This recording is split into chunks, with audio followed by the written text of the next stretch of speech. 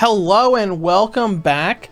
This is the special project that I mentioned in my Doom 3 videos. So we're going to go through a bunch of the Mega Man series, not all of it. We're not going through original series. What I wanted to do was go through all of the games where you play as Zero, but I thought, you know what? Let's just go through the X series and the Zero series. Zero's involved in pretty much all of those games anyways, so why not? So this is not going to be the Zero Saga. This is going to be like, well, it's sort of the Zero Saga. We're going to start with Mega Man X to go through all of the X games, at least the ones that are canonically linked up. We might not do Command Mission, and we're probably not going to do Mega Man X Dive. But we're just going to take a look at it, and we're just going to have fun. The Mega Man X series is really important to me, even though technically I didn't play most of them when I was a kid. I played Mega Man X4 probably 100 times when I was a kid on the PlayStation. But Mega Man X I didn't play until the PSP when the remake came out, Mega Man Maverick Hunter X. And let's see, I think I played a few minutes of 5 or 6, and I didn't play those proper until they came out on PlayStation Classics, or PS1 Classics for PSP, Vita, and PS3. But anyways, let's just go ahead and dive in. We're going to use the normal resolution, like we're not doing the cropped on the screen thing, but we're going to have the borders on the sides. And we're going to change the borders for each one. Just to let you know, we are playing this on the Nintendo Switch Mega Man X Legacy Collection. So to give you an idea, we are probably going to stay on the Switch for most of these. We're going to go through the 2 X collections, and then the Zero, maybe the ZX collection as well. I don't know if I'm going to play ZX yet or not, because technically the quote-unquote essence of Zero is in those games, but it's not really Zero himself. But we'll see how things go. And just so you know, we will be going through the Mega Man Extreme Game Boy Color games, because those do involve Zero. Zero is playable in Mega Man Extreme 2. I've already downloaded an emulator and those ROMs, and I've got it working on the Steam Deck, so we will be able to go through those games as well. And what we're going to do is, what I'd like to do is have one video per game. As in, today we're going to go through all of Mega Man X. And we're just going to do the SNES version on the Switch. I thought about doing Maverick Hunter X, which I do have running on an emulator on the Steam Deck, but I figured, you know what? Let's not do something absolutely incredible and then go back to the retro SNES titles for X2 and X3. So we're just going to go through the regular one. Let's look at options real quick before we get started. No, I think all of this is fine. Actually, no, dash needs to be R. Let's change. Can we change this? No, we can't. Okay. I wanted the charge shot to be on something else to make it a little bit easier. Dash being on A is weird, because I'm used to having dash as R, so we'll see how that goes, because then we have L as select. We'll try it like this. We will try it like this and see how it goes. I was hoping I was able to change it, because ever since playing Mega Man Zero on the Game Boy Advance, I've always put dash to R in every game. I even went back to Mega Man X4 and did it like that, and it's great. I'm just not a fan of like double tapping the D-pad to use the dash. But anyways, we'll go ahead and get started. And unfortunately, the original doesn't have much story to it. Let's go ahead and hit game start, and we will get started here. You know, we don't get the little cutscene like in Maverick Hunter X where the girl, pink-haired girl from Hunter Base says X. And she's like, our reports show that area has been taken over by Mavericks. And then, you know, X's new voice actor comes in. Mavericks, this must be Sigma's doing. I don't know if that's word for word, but I can hear that in my head. Because Mega Man X4 and Mega Man Maverick Hunter X, I played over and over and over again. Maverick Hunter X might have been one of my most played PSP titles. Outside of the Dissidia games, I might have replayed that the most. And yes, we are running with Maverick Rookie Hunter mode on, just to make these older games a little bit more doable, because I don't want to have these videos having an hour of retries. I mean, we might have to retry some stuff, especially in these first 3 titles, because, not gonna lie, I've never actually finished X2 and X3. I played a bit of them when this collection first came out, but I didn't play all of them.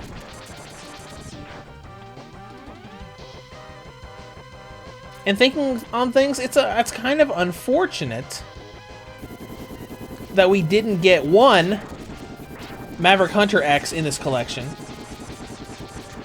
because I'm sure there are a lot of purists that are out there that'll say this version is so much better, it's more authentic.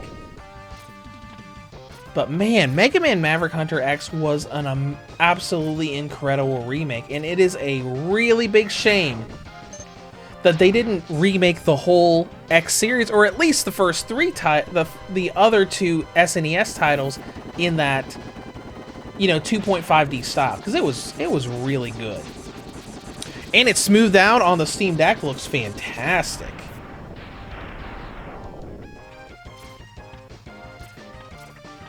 But let's go ahead and go through here, because I know this game well, but at the same time, I don't. Because I'm not used to playing the Super Nintendo version. I wanted to say SNES version, but I know a lot of people don't like that.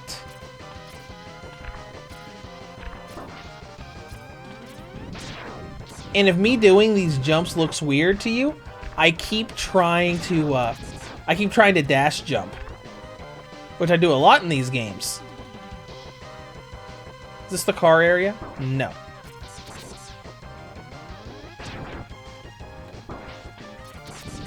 See? I'm not great at this game. Now, we were playing Maverick Hunter X with the much smoother gameplay. I'd probably be able to time these jumps almost perfectly.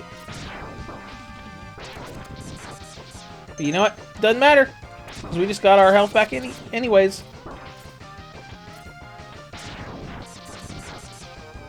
And again, you will notice that there's a lot of slowdown going on here.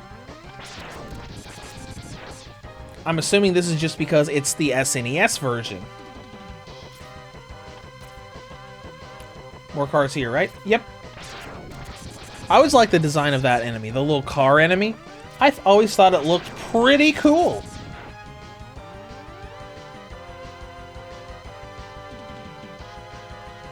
Alright, and here is something, because I actually played the first couple levels of this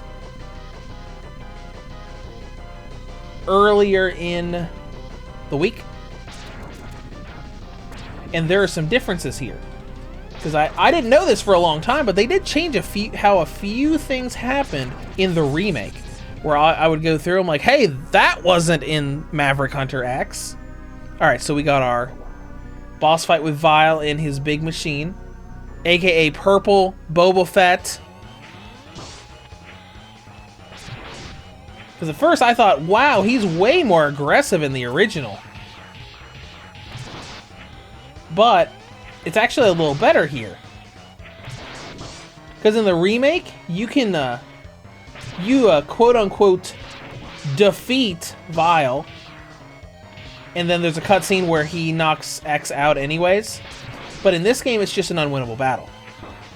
And it's also a little different, because if you see here, I'm jumping to shoot him in the head, and that's the only way you could damage him in the remake. But here, technically, you can just charge attack and hit him.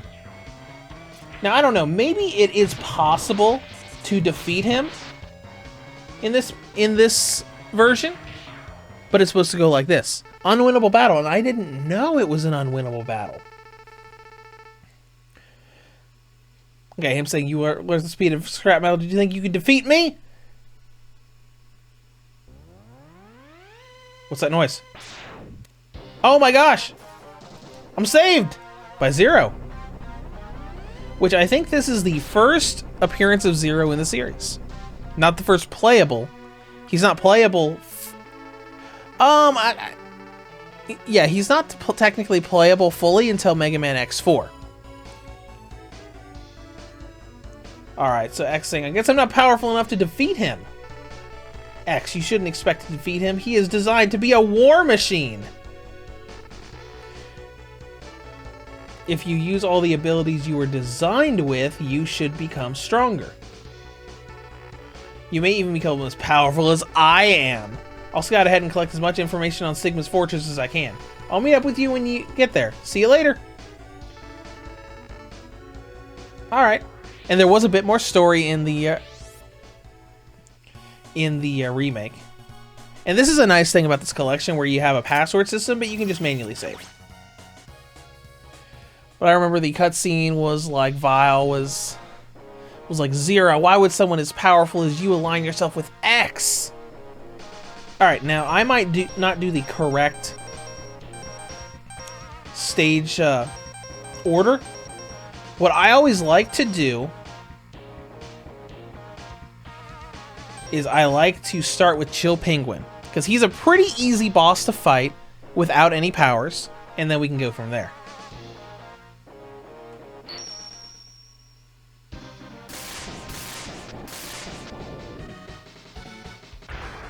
Chill Penguin! Sorry. Every time I go through here, I always hear the voice clips in my head from the remake. Which, who knows, we might do a bonus episode to do the remake at some point.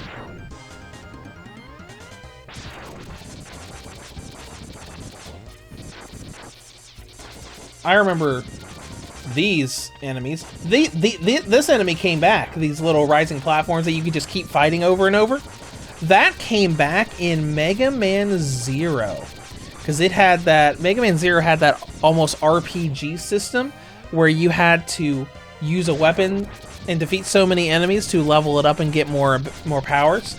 And I always used this for the sabers because they were constantly respawning, and I could just mash the Y button or B button or whatever it was on the Game Boy Advance forever. Which I don't know if we want to do that when we'll see when we get there. That's like 10 games away. That's gonna be like, if we keep this series up doing it once per week, that'll probably be next year.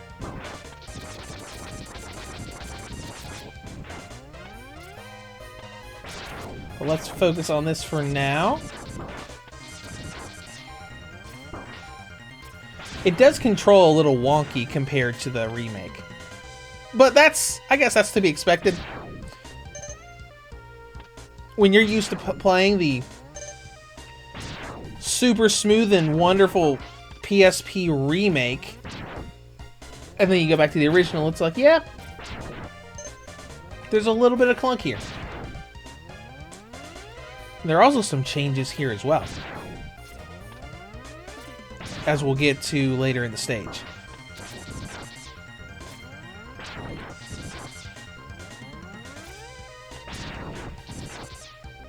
Now these spiked balls are the same. A lot of this stuff is the same, but they changed a few things here and there, like where capsules and upgrades are, and all that.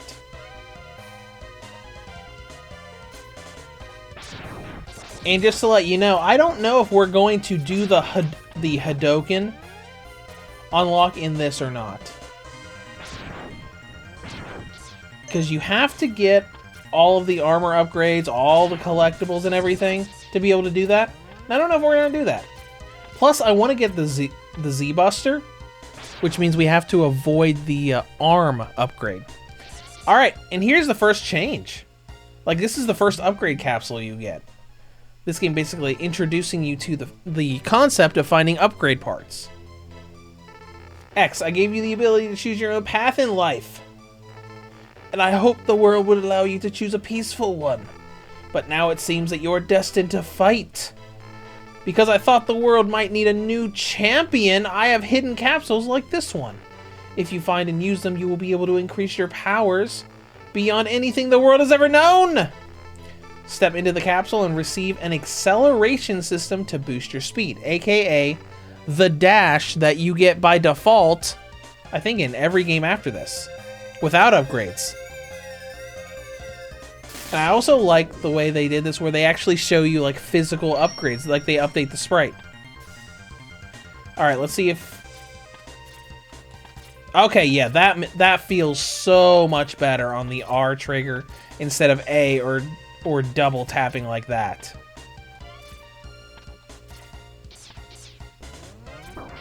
It's going to be awkward trying to hold down the charge while doing it at the same time, but that's fine. One reason why I miss auto charge, which I don't think auto charge happened until one of the Mega Man Zero games. Would have been cool if that was a feature of this new collection. Well, I say new, but it's been out for a few years now. But it's fine. Oh, we can't charge with this anyways. With this armor or mech suit.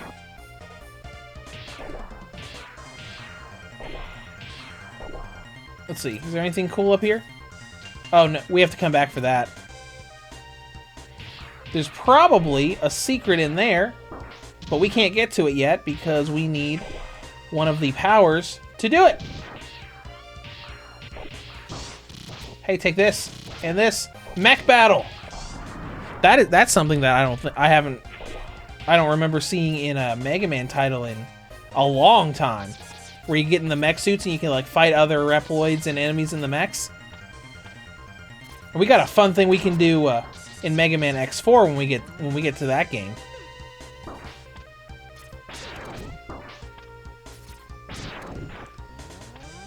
Because there's a level in Mega Man X4 where, like early in the stage, you can get a mech suit, and if you don't take too much damage, you can actually reach the boss fight and fight the boss in the mech suit, essentially doing a ton of damage to him before you actually take damage to your life bar. Alright. Chill Penguin. Oh, that's interesting. The last time I went through this stage in this version, he didn't do that attack. That thing he's doing right there where he's spitting off the little ice chunks.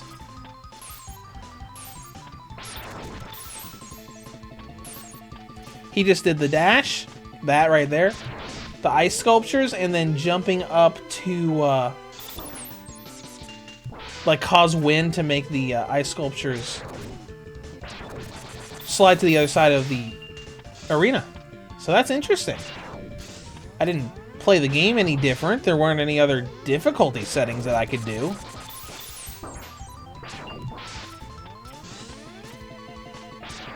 Okay. And it is worth noting that I think the remake was actually a little bit easier. At least like with damage and stuff. Because Chill Penguin was always fairly easy to me, and I'm at least taking more damage right now than I ever did on the PSP.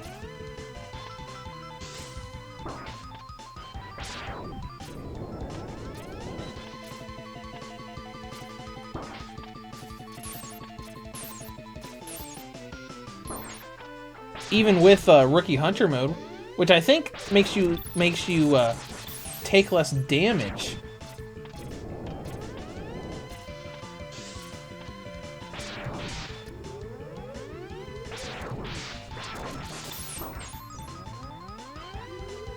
This is kind of sad because I'm borderline gonna die here.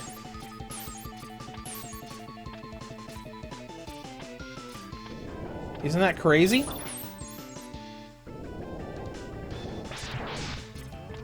So I had a way easier time when I was doing this a couple days ago. But we still got through the boss fight, so it's fine.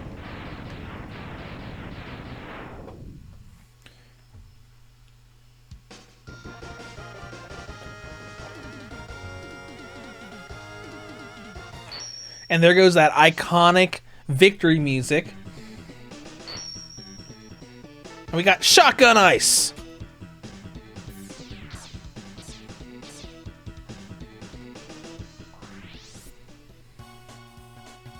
We'll go ahead and manually save. Now, I don't remember in this game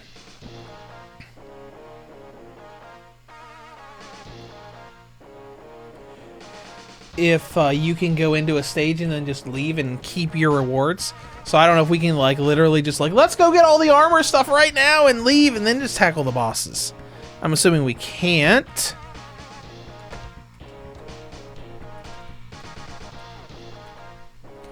So we're gonna go, I think we're gonna go in the order of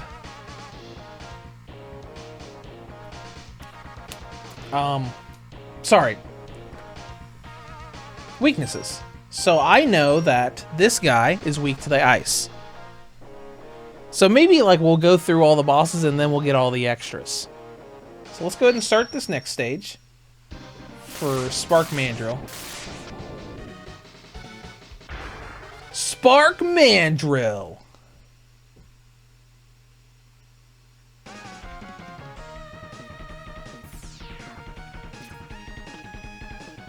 And you see here we can already swap between powers.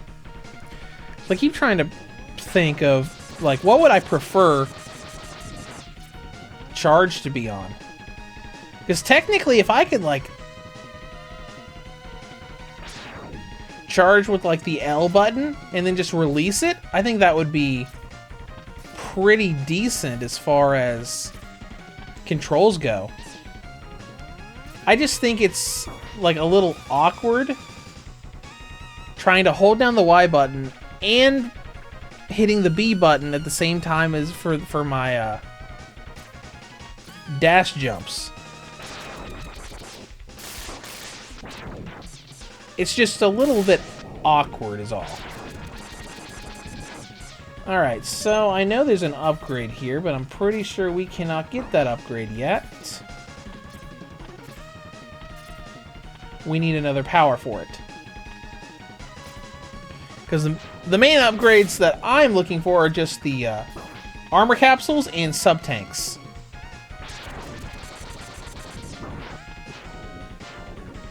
So as you can see, I'm not very good at the reflexes on the Super Nintendo version.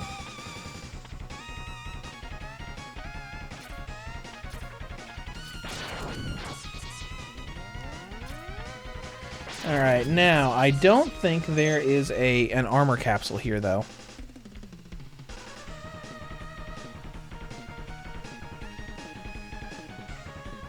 I did pull up a guide in case I forgot where stuff was. But no, there are no armor parts here. And I didn't mention it earlier, but the capsule in the Chill Penguin stage, that was different in the remake, because in the remake they don't just give it to you. You have to find it. It's hidden off somewhere.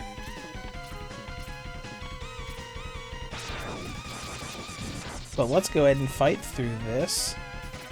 This was one of the more annoying stages, as far as I remember, just because of those floors that you could see with the passing electricity.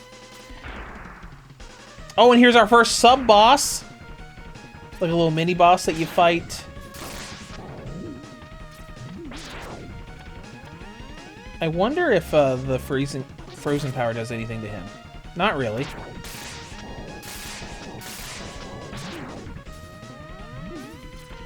You see a lot of frame drops going on, though.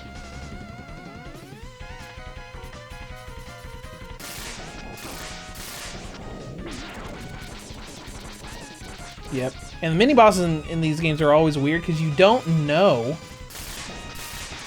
how much health they have left. Like bosses. You just gotta keep shooting them until that happens right there. Until they die. Ooh, I got all my health back, so that's cool. What if I can access the options menu right now? Doesn't look like I can. Because this just lets me do emulator stuff.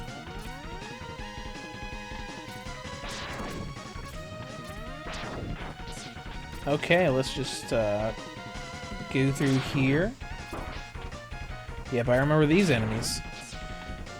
It's interesting because I'm remembering things from a, like, I'm remembering a different version of it. I'm remembering all of this through 3D graphics.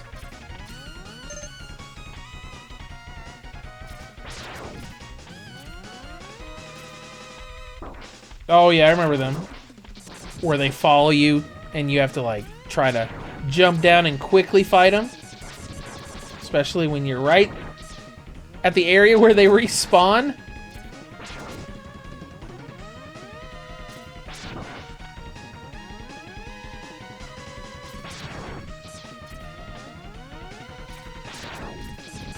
But in all seriousness, this game isn't that bad. I know we're in Rookie Hunter mode where we're not taking as much damage. But there's not as much of a, you have to have absolute precision, make one mistake and you're done like the old Mega Man games did.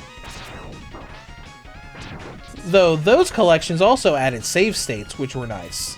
Save states are rewinds, because I don't think this game has a rewind feature. And that turtle thing is weird, because I remember those turtles being in the Flame Mammoth stage. I think that's what he was called.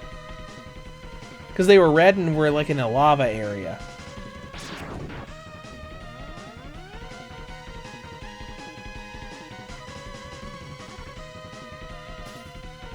This trick, you come down here.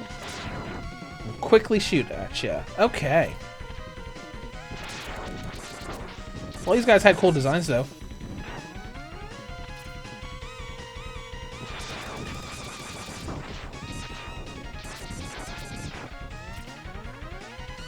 Okay, so once we get through this stage, we'll be through all of the parts of this game that I encountered recently. Man, this part's weird. I used to have perfect precision in the remake for this area. Okay, there's a little bit of health back. Good. Maybe I want to... Maybe I don't want to.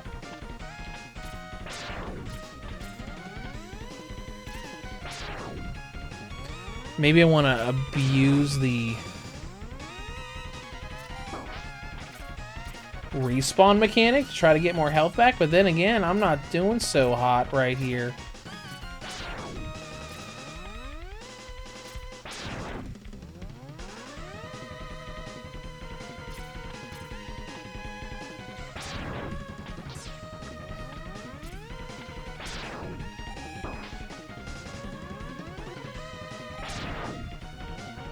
Okay. That's something. So if I release it and then move...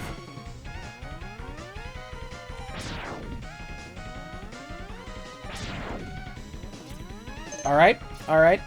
You see, you gotta learn how to cheat the system.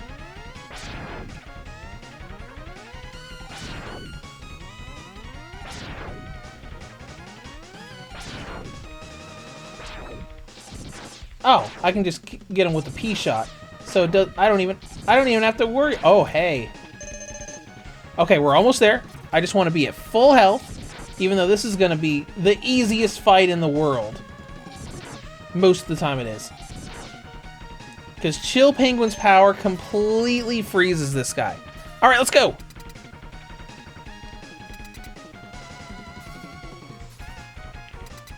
And we're set up to begin. I think it depends on timing, but as you can see here, frozen.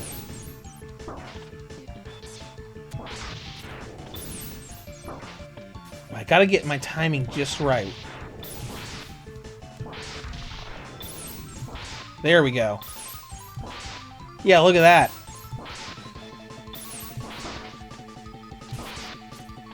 If you can have perfect timing with all of your shots, you can go through this without getting hit at all. And it's super easy to do.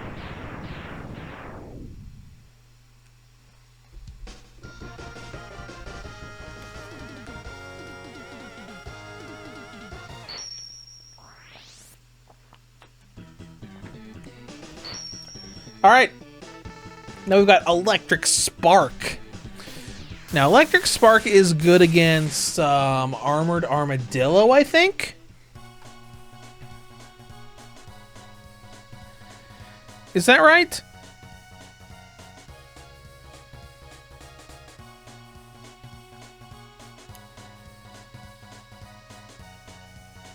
Yeah. Armored Armadillo is weak to, I'm trying to think. I'm like visualizing in my head what it looks like and what their reaction to the powers are. So Armored Armadillo is over here, right? Yep. And I think Armored Armadillo has some nice collectibles we can get too.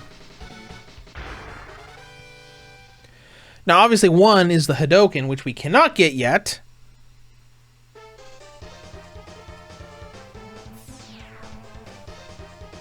Let's see what this looks like.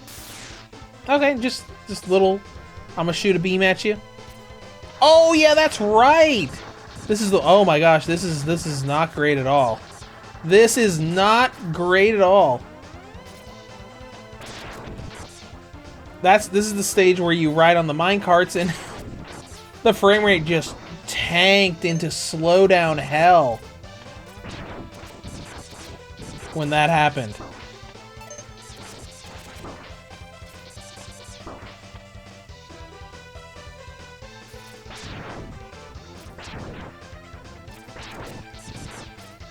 Alright, let's go ahead and heal up you. Alright, now, I want to get the timing right on this when we go to do the, Is this it? Yes, this is it. Okay. We're good. Hey, take this. I'm going this way. For a sub-tank, baby!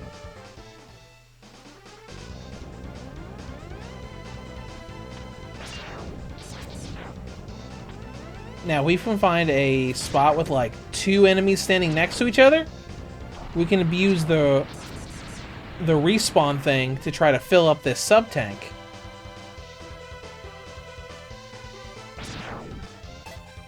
Okay, that's a little bit. And now we have to heal. Was there a card here? I know, technically you're supposed to go through this stage and be chased by that, like, little sub-boss that came out, but... I mean... why not just get behind him so we can get that free sub-tank? A lot of collectibles in this game are like, oh yeah, you have to have this boss's power and then come back to this stage to do this. But this is just like, oh no, it's just sitting there. Okay, I think I can deal with this as a way to fill up that sub-tank.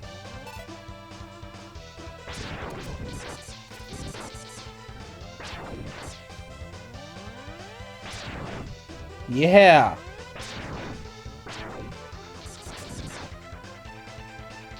Just give me a moment to grind. Oh, he ran at me. Hi, buddy.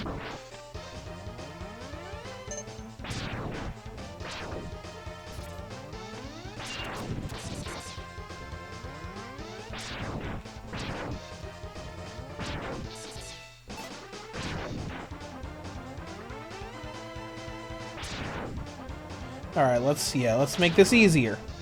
Let me just focus on this guy. He's running after me already. I don't remember them being able to run like that. I thought they just popped up and just shot a couple energy blasts at you.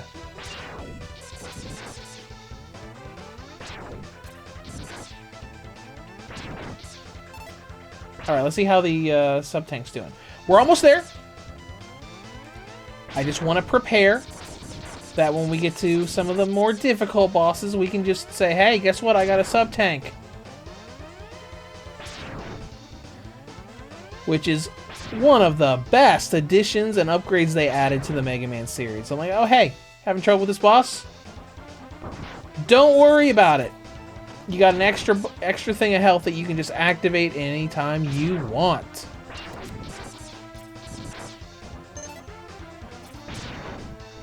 All right.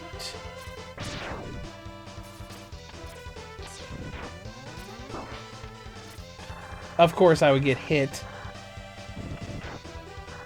Ew. That flowed a little bit better in the remake. That cart, like, going down that one area where it was bouncing off the walls while we were going straight down. Is this... Oh, hey, it's that sub-boss. Hey, sub-boss. What you gonna do now? You're supposed to be chasing me, but now I'm chasing you! Oh, yeah, and if you killed him fast enough, you could have gotten that upgrade. Unfortunate that we missed it, though. But it's fine.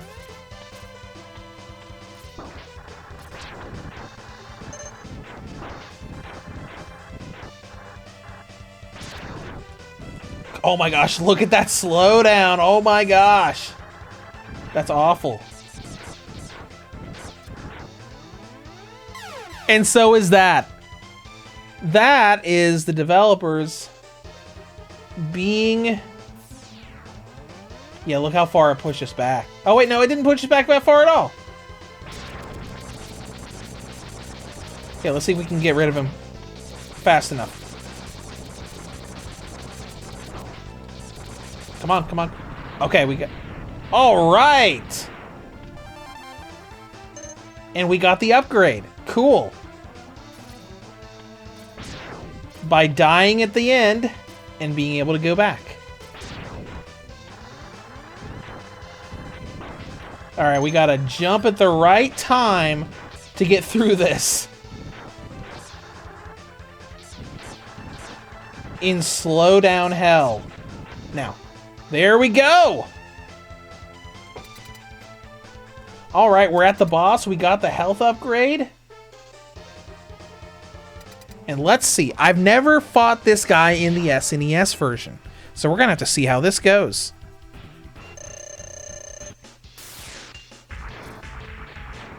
That seems...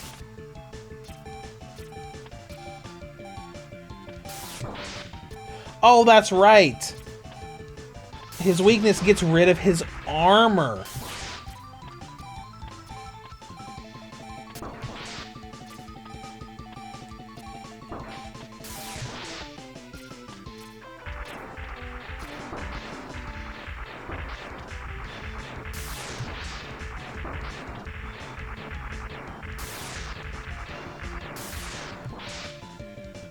That's fine. We're almost done here.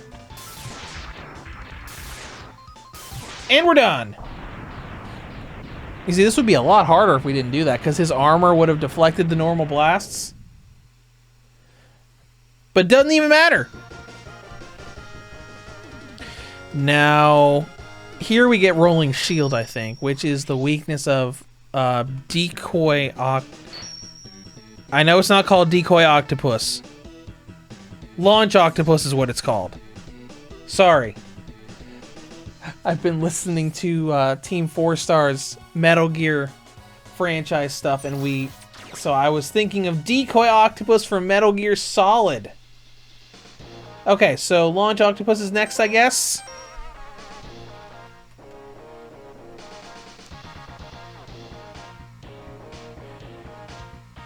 This sucks. I want to get more armor earlier on. But I don't know if I can get any of the other ones right now.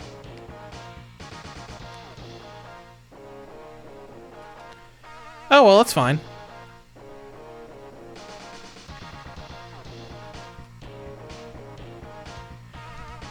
Let's go on and tackle Decoy Octopus.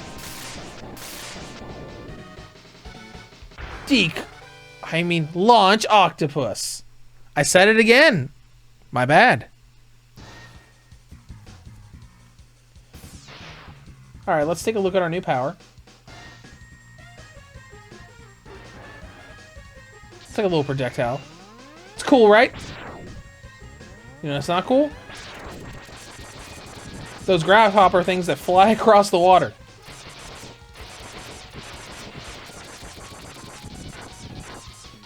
Now, Launch Octopus is going to be a little bit harder than that last fight. So I don't think you can just constantly stun him over and over. Which, I mean, I don't know. You might be able to.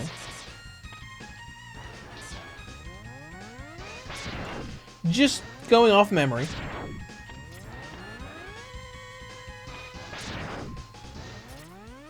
Oh, that's rude.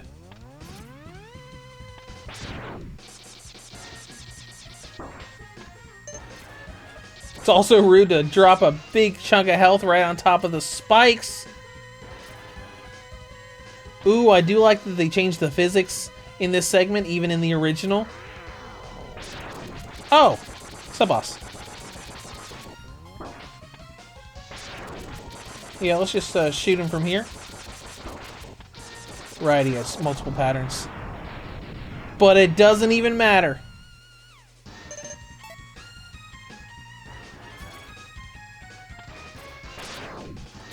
Oh yeah, I forgot about these guys that suck you up. That I'm falling for every time. Oh my gosh, this is not good for the respawn mechanic of these older Mega Man games where you go like 1 centimeter past where they are and then go back and they all respawn.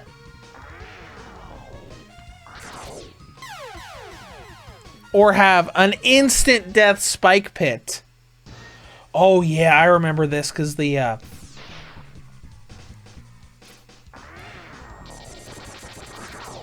because he has suction.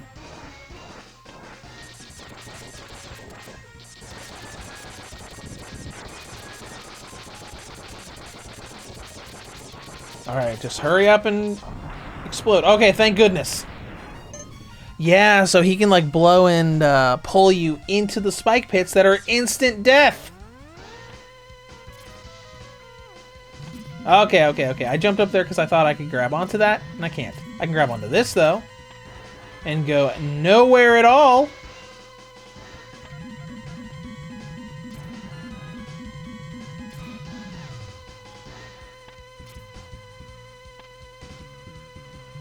Let's see where we can go here. Oh, yeah. Nowhere at all. I'm trying to get on top of that boat. Come on. Probably just barely do it. Yep. Yeah, I'm on the boat. Now I'm going to sink it.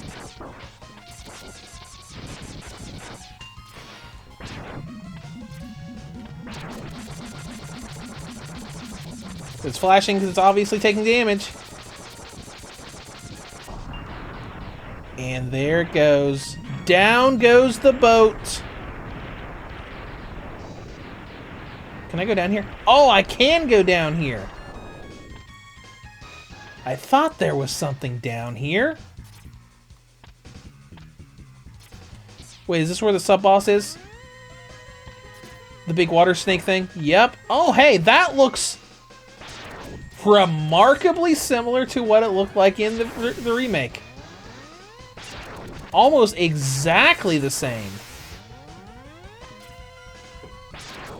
But I don't remember being able to ride on its body.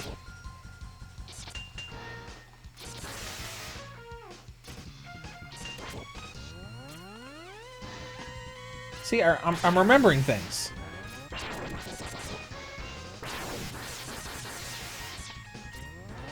But wasn't it one of those bosses where it would, like, lose body parts as you fought it? Maybe it wasn't. Maybe it'll just, you know, all blow up when it takes enough damage.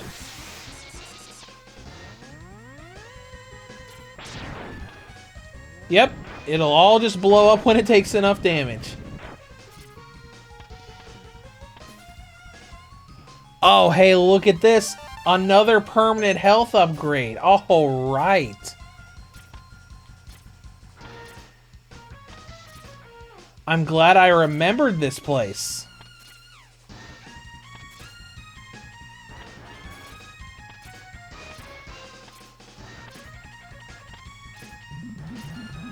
What's up here? Nothing? Cool. Thanks for nothing.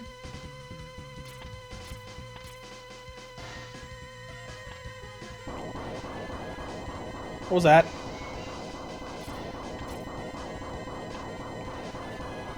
Oh, here's the other boss fight for him. Where he tunnels through the underwater ground.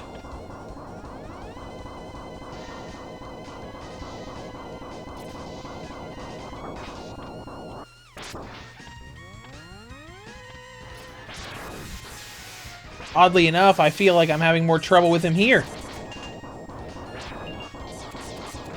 than the optional fight where you can actually unlock a health upgrade.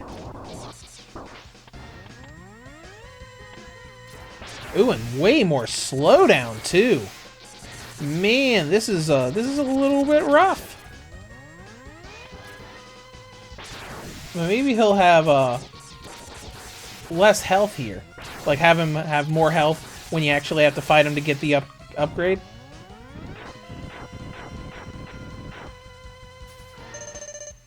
All right, back to full health.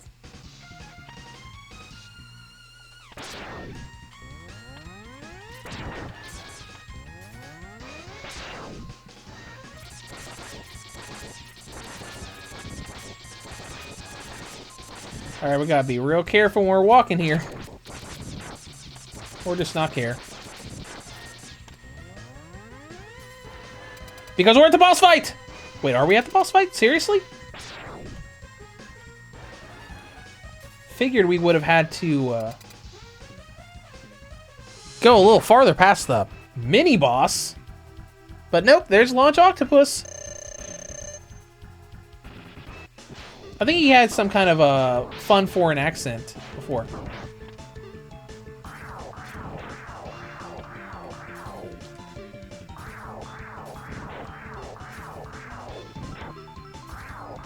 You see, this is a little tricky.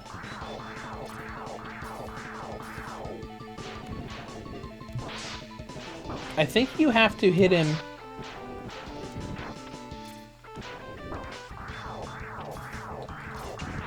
Do you have to hit him mid-air for this to work? Yeah, because look at all this stuff. He's got all this kind of crazy stuff going on that lets him just avoid his weakness. I do remember people saying that Launch Octopus was hard.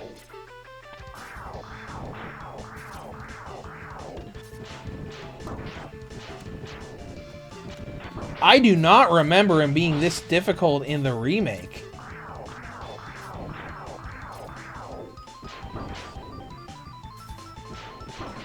Oh, I'm already out of weapon energy.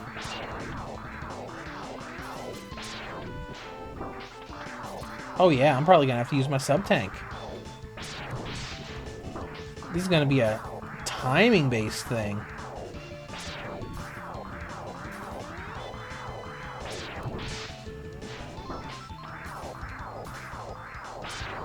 Alright, let's use the sub-tank.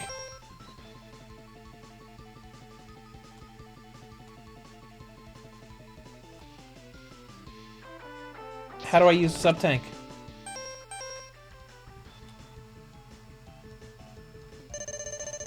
Aha! The Y button.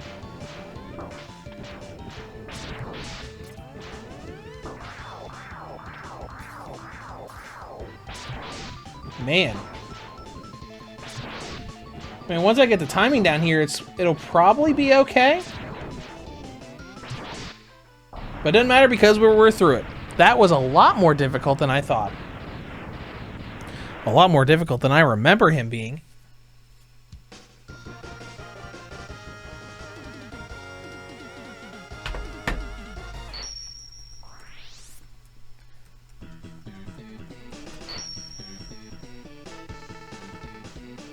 All right, we got homing. Did that say horming torpedo?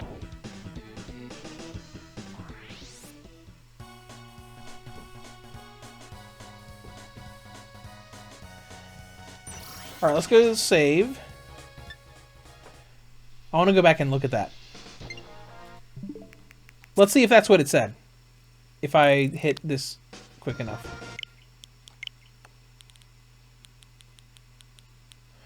Horming torpedo!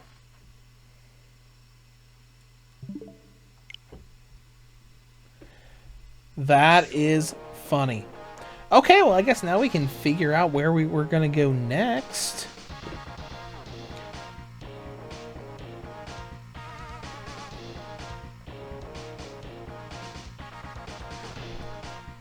Let me think. Is it Sting Chameleon that's weak to homing torpedoes?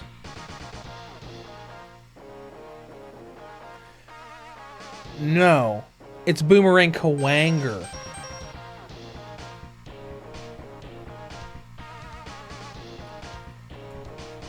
Right? Okay. So let's go ahead and start his stage.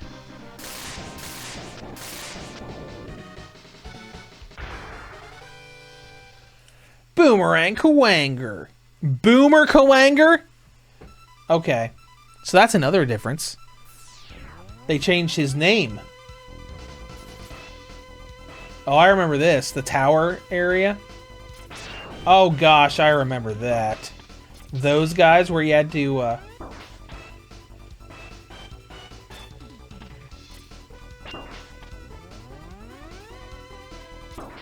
Man. I'm having to learn timing, different timing for these guys.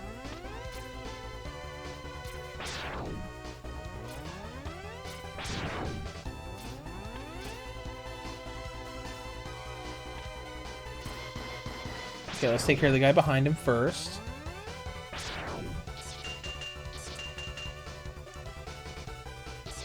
Not this. No.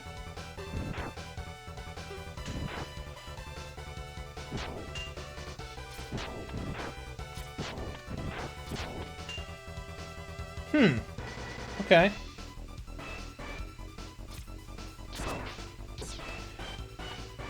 Oh no, and then we got a bunch of enemies we're gonna have to deal with again because of the respawn thing, right? Oh, maybe not. Maybe just that. Maybe just the one.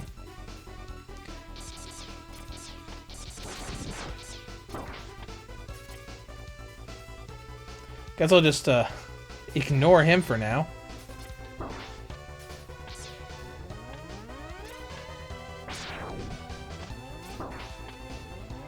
Well, that's annoying.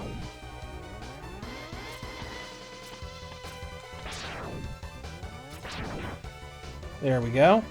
And he immediately respawns.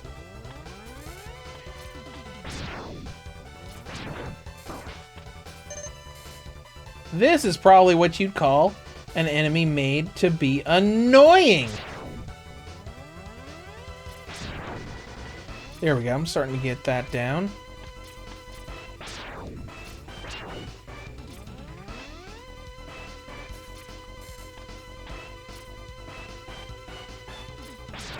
Alright, we got our turtle guy. Ooh, with a big thing of health to restore all that. Oh yeah, we're gonna need to find a place to... I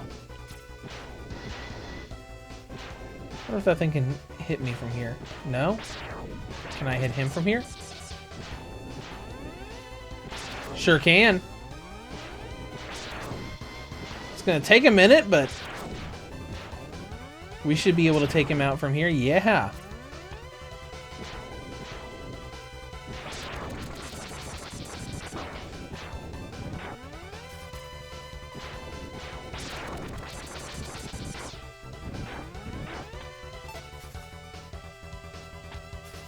Do the turtles, Oh, the turtles don't respawn? That would have been a great way to fill the sub-tank back up. That's quite unfortunate. Alright, let's go. Oh, yay. One of these puzzles. X4 had a place like this where you had to, like, dodge all of these spikes that are probably one-hit kills, while you have all of these really annoying enemies flying at you. Yep, one-hit kills.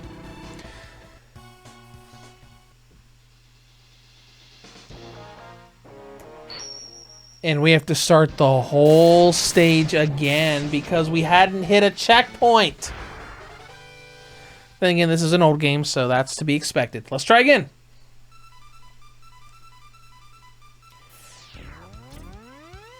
It probably won't actually take us that long to get back there.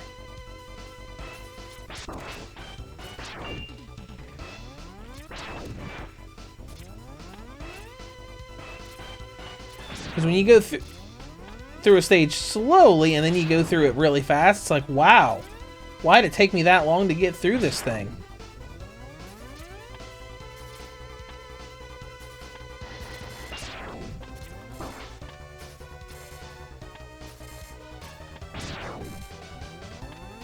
See, we're already back at the turtles.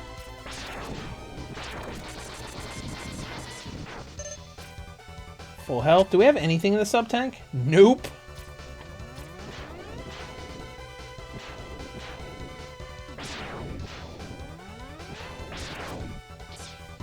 Man, that sucks. I wish we could have been on the ladder and kept just doing like the regular P shots to hit him, but we can't. We gotta use the charge shot.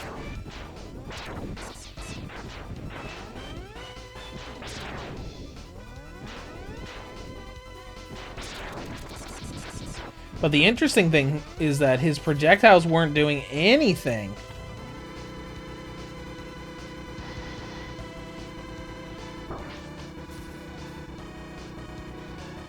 Maybe we'll not use the dash here. Oh, thank goodness for invincibility frames.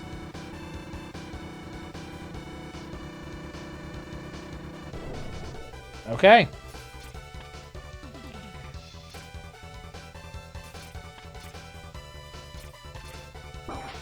Oh, hello. I forgot about those little panels that went out.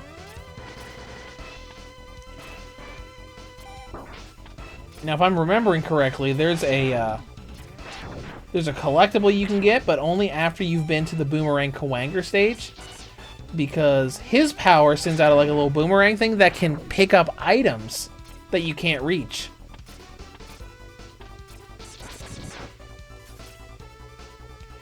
And I think it's pretty close to where we are right now.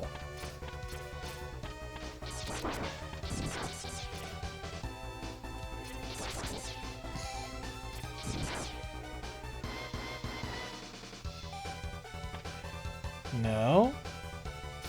I don't see... Maybe the respawn function works differently in this particular level.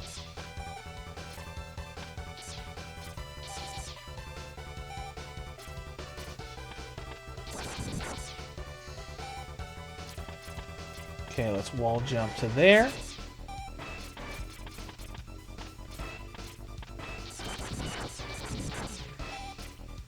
Oh, almost had it. Oh, hey, he respawned.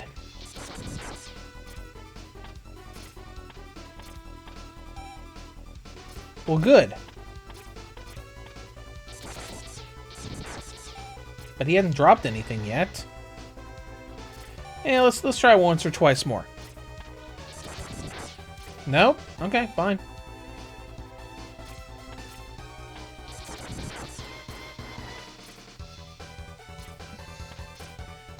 There we go.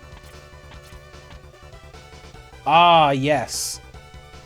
I think you have to use it for that right there.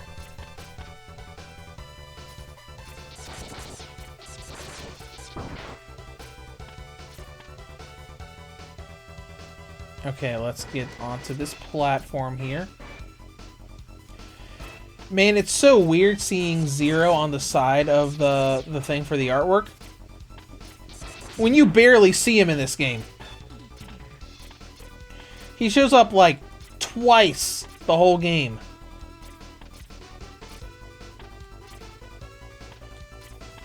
My dash stuff isn't working. No, there it goes. I was trying to dash jump, but it wasn't, there we go. We're good now.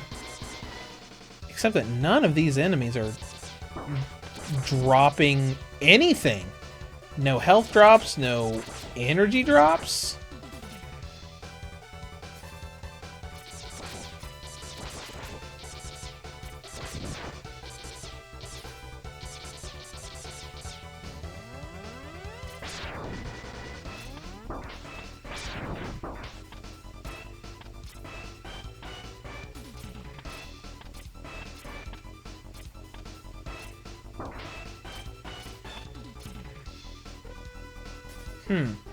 Wait, are we at the boss? Alright. I don't know how this is gonna go, but we'll try. We're at half health, and I don't remember... he's the one that could, like, teleport around, right? No, that was Sting Chameleon. This is the... I remember this being a particularly difficult fight. Oh, that's right. That's why this is the weakness, because it can literally just fight for you because it has homing.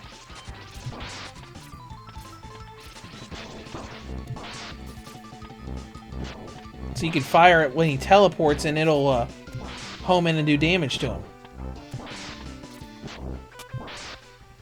And there he goes.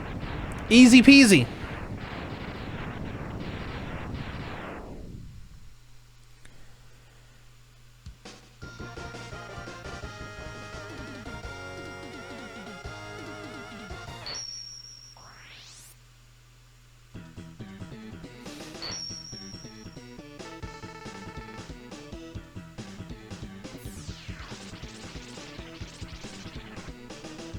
All right, we got our next part.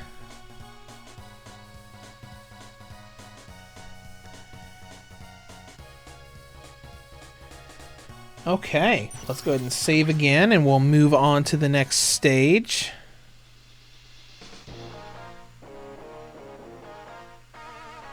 Who is weak to this? Is Sting Chameleon weak to this?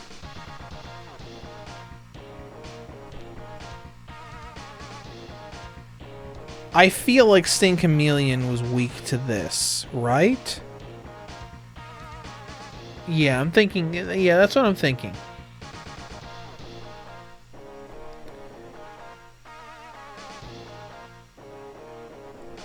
So let's do his stage. It's gonna be weird playing these follow-up games, because X2 and X3 I'm probably gonna heavily be going on a guide to know what the proper order for stuff is.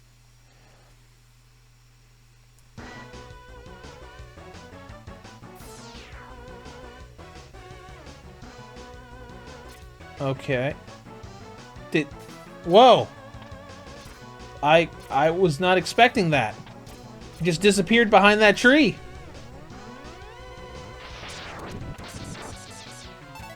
Oh, cool.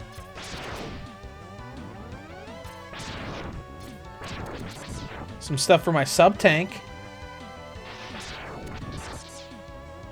Man. You know, I think the hardest thing that I'm having, the hardest difficulty adjustment I'm having with this game, is the timing adjustment. Because a lot of stuff, like the timing between like attacks and everything, is a little different than it was in the remake.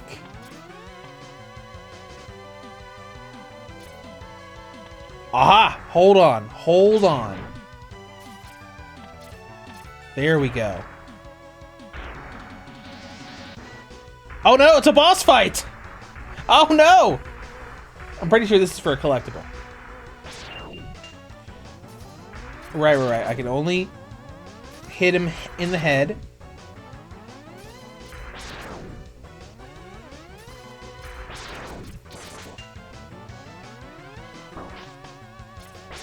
Well played.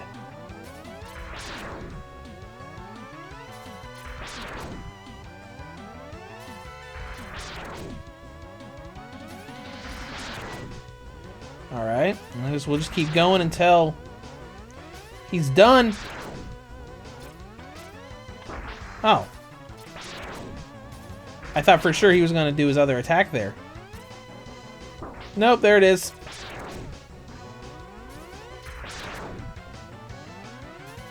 Okay. He's got a very weird design. It looks like he's got like a happy face on the body of his armor. Oh, he's steaming, which means he's probably low on health. Maybe he'll move a little faster, have a different attack or something.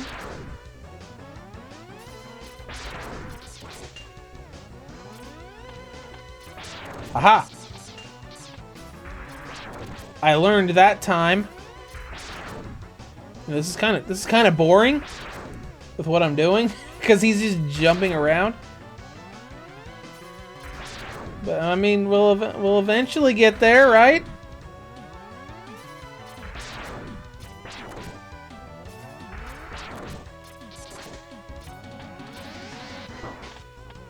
Oh, that's a new attack. Right before he died. Oh, hello! Came up right from underneath us. Alright, which one is this? This capsule contains a new type of body armor. Oh, I think this is the one that halves the damage. Yeah, it will reduce damage to your system by 50%. Cool, let's see what it looks like. Give us that silver armor. Yeah, with the shoulder pads. Is that on one of the filters? I think it's on one of the like wallpapers. No, it's not? Okay. Alright, well we got our second armor piece. Now our damage is going to be halved. What we should have done probably is we probably should have come here first and foremost, gotten that capsule and just left, because can you just leave the stage? I don't know if you can. You definitely can in the remake, where you can literally just, okay, got what I needed, bye.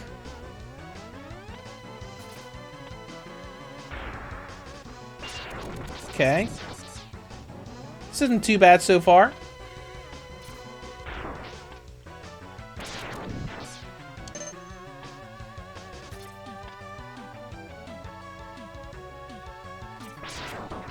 Maybe you have an option, like if you haven't cleared this, maybe if you haven't cleared a stage before you can't leave, but like if you're replaying the stage, maybe you can. That'd be interesting, right?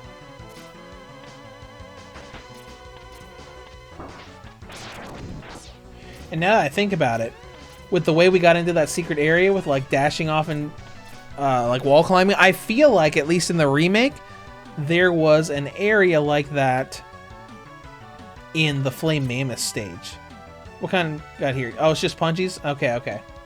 In Mega Man X4, the suits like this, the mech suits, actually had different functions. Like there was one that had like a buster cannon on it, and there was one that could use a sword. Then again, by this time in the series, I don't think they had even thought of having Zero use a sword instead of just a buster. Because that's all he uses in this game. Just the buster cannon, like X has. Doesn't even have that special color to the shot.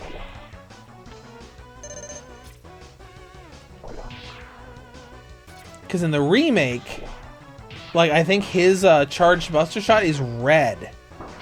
To, like, differentiate the Z buster for Zero from the X buster that Mega Man X uses. We'll have to see. Because I'm planning on not getting the arm parts. And by doing that, we should get the Zero buster as an upgrade instead. Oh, that sucks. We are in our mech suit, but it's too tall to go through the boss door. Alright, let's go ahead and go to the weakness, and we'll see how this boss fight goes. With our damage halved! Oh, yeah. He hangs up a lot. Sting Chameleon, right.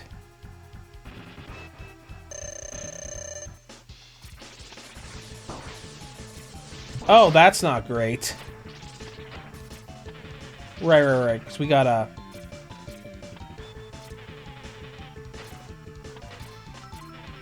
Okay, I'm starting to remember his routine now.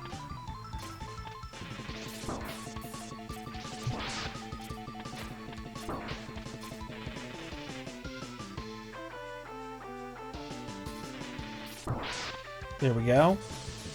A lot of timing-based stuff. And I also don't think...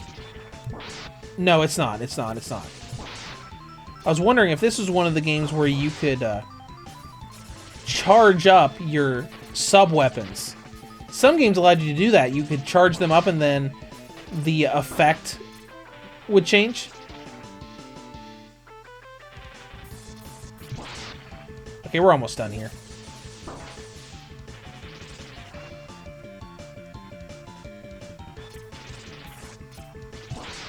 There we go. And another one in the books.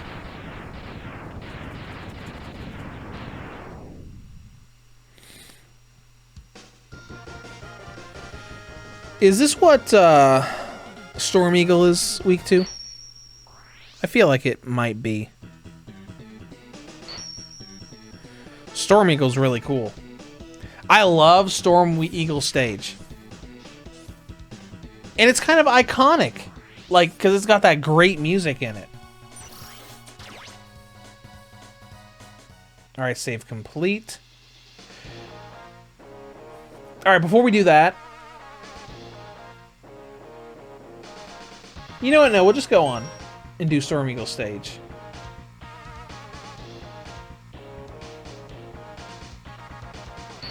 Yeah, we'll just go on. Storm Eagle! But I remember this being... Like, the music is really good. Yeah!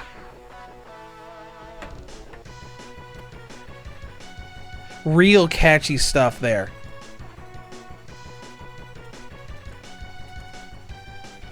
And I think the band Power Glove did a remix of this. Oh, they absolutely did. They absolutely did. If you ever have a chance, you should listen to that. Just type in Power Glove Storm Eagle on YouTube, and it'll pop up. They do, like, heavy metal renditions of, like, theme songs from games and TV shows and movies and stuff. And their rendition of Storm Eagle is real good. Oh boy. Yeah, there's a lot of stuff in the air here, so it's going to be a little bit trickier than some of the other stages we've gone through so far. Ooh, can that blow up? Maybe if we had the Flame Mammoth power. And now I'm starting to remember that I always do Flame Mammoth really late in the game. You see, that kind of stuff is annoying. Especially when you're, like, up in the air. So you're like, nope! Nope! Go away! Because they'll just grab you. And, like, just take you a little bit off the ledge and drop you.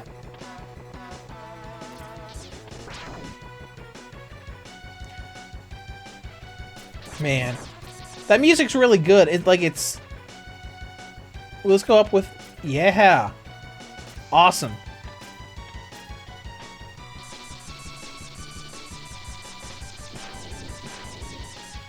Can we go in? Hello there. Free sub-tank! Glad I came up there. Now I've got 2 sub-tanks. Awesome. Hey, take this. Oh, I remember this. Yeah, you had to be careful here because their attacks could reach you on the other platform. So let's just stay on the edge here.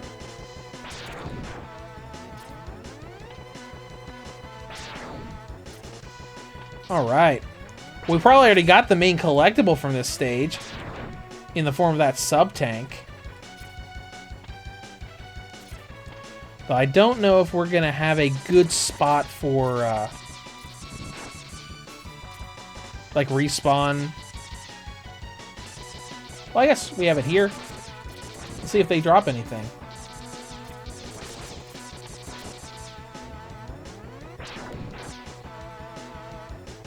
I mean, it's not great. It's okay. Even though they're not dropping anything. They're not dropping anything, so I might say it's bad. It's like this is a terrible grinding spot. And I think we'll probably get through the first 8 stages before we go and get some collectibles.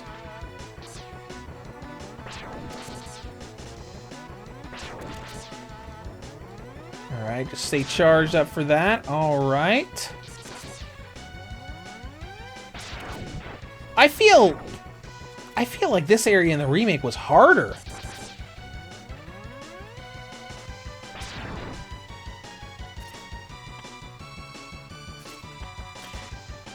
And those down there can probably be destroyed by the Flame Mammoth weapon.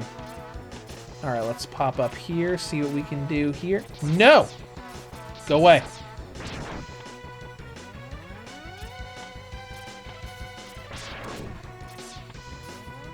Man. This is the same feel I get from the remake, but also a different feel. It's very unique. Oh, and if you really love these games, I think there was a Digital Foundry video where John, who is a Digital Foundry person who loves retro games, where he, for at least a little bit of the game, he and another Digital Foundry staff member were playing this version and the remake side by side to talk about the comparisons. Okay, you get out of here. I think this might be a good spot where we can grind for the sub-tank stuff. Like, specifically right there. Yeah. Because we can do one charge shot, take out all 3 of them, have 3 chances of getting some health back. Or chances of getting a lot of health back.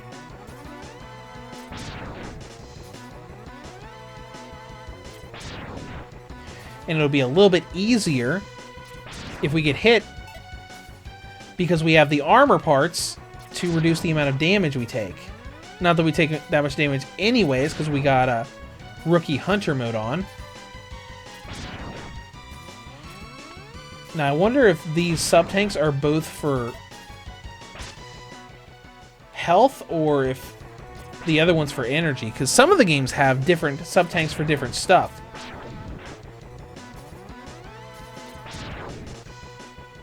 I'm going to say that's not for energy, because we just picked up some energy stuff and we haven't used any. Alright, let's just keep going. Okay, the first one is full.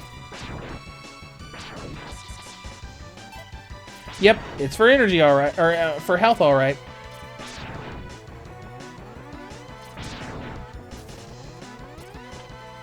Okay, we'll just keep going until we are filled up. I do like doing this in games, and this is way less grindy than everything you had to do in Mega Man Zero. Because as much as I adore the Mega Man Zero quadrilogy on the Game Boy Advance, the first game was so grindy when you had to use your skills to level them up. Because like you didn't even have Zero's traditional and iconic triple slash when you started that game. Now, story-wise, it makes sense for why you didn't have it. but it took so long, especially those last few levels. Because, like, the first few levels are like, now you can double slash, now you can triple slash. But those last levels, like, for, like, the charge slash, absolutely worth the grind, but man, it took forever. That makes me worried about doing that in, like, a Let's Play like this. I might actually edit that and chop it up saying, alright, here's the beginning of the server. I'll be right back. Okay, we're back, and we've maxed out all of those skills. Alright. Suit 2 sub-tanks full of health for us.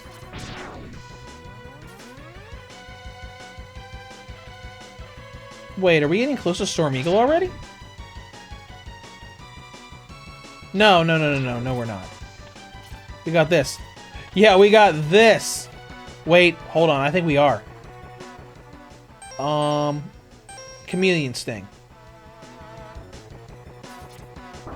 Oh, no, we're not. We're not. Don't listen to me! I know it was on a special platform.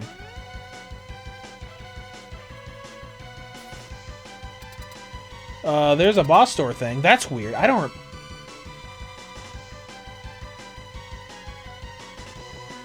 What is going on here? Oh! We are at the boss.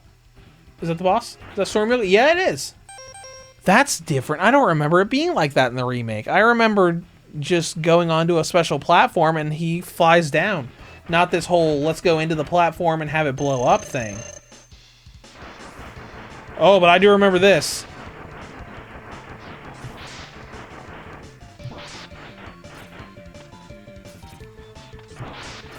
Man.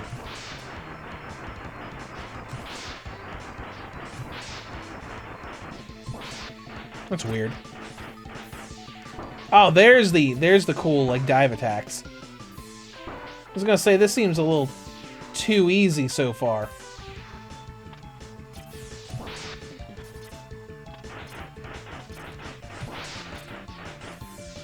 Then again, we already know the weakness.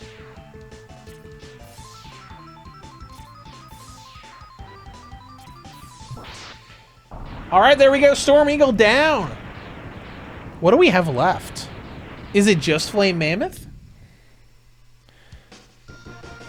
I think it might just be Flame Mammoth.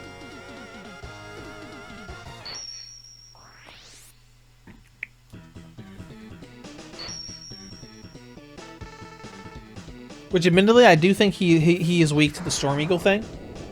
Oh yeah, look at that! Look at that purple tornado that you can send out. That looks cool. Let's go ahead and save. And you know, technically, if I really wanted to cheat, because this game has a password system, you can technically put in a password where you have none of the bosses defeated and all of the upgrades. I'm like, I have everything. Take this, game. Let's go in.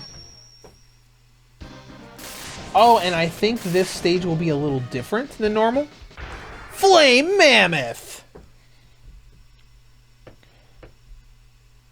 Let's see if it's frozen over.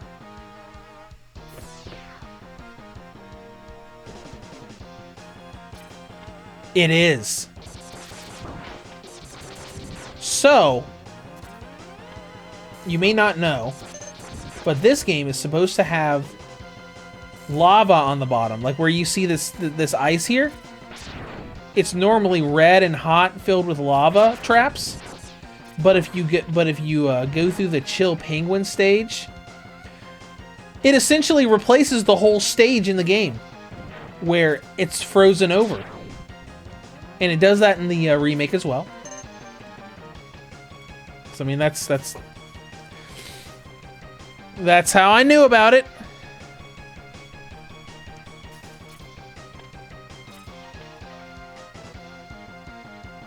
Okay. And I'm trying to think, because I know there's a couple secrets in this stage. That was rude. Man, they have good aim too. I think they do that in the remake as well. Like this throwing the pickaxe thing right where you currently are.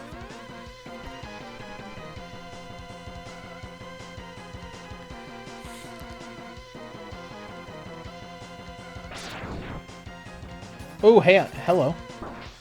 Excuse me. I need to go this way right now. All right.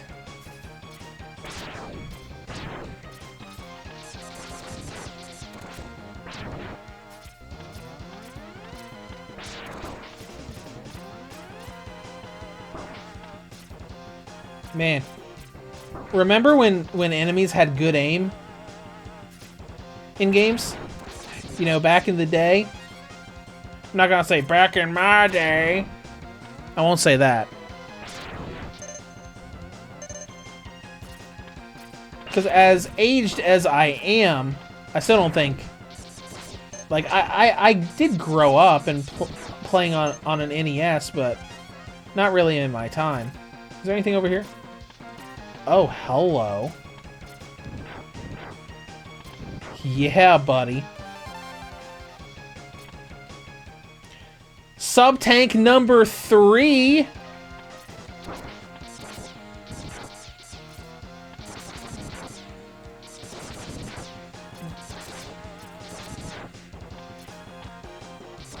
You know, it might be more comfy just to use the regular pea shooter part until we get to, like, bosses.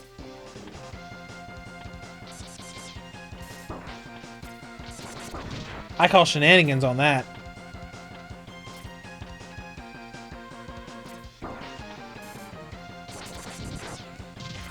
Oh, I think this does it, like, when something's under it. Oh my gosh, look, it got mashed into, like, a little cube. Isn't that cool? And you normally can't skip that, but you can because the lava's frozen.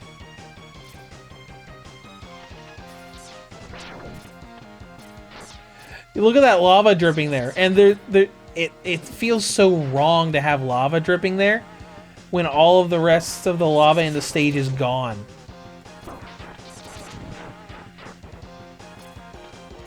Is there another? There you are.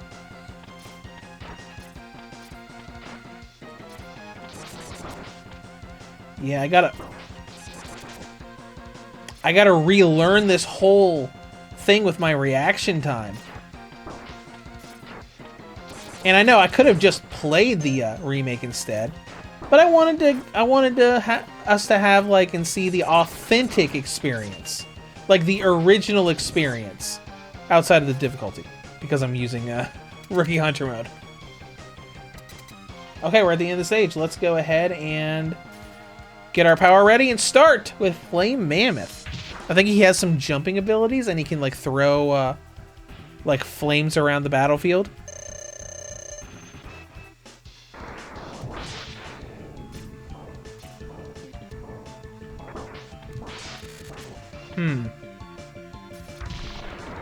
Well, it doesn't seem to stop him from doing anything. So it's probably just one of those situations where it does a lot of damage to him. Where you could use the Buster Shot if you want, or you could just use this.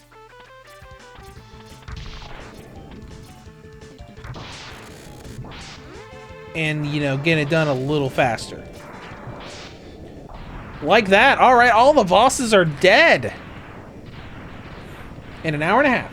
That's one thing that's nice about these Mega Man games. Mega Man games are not that lengthy.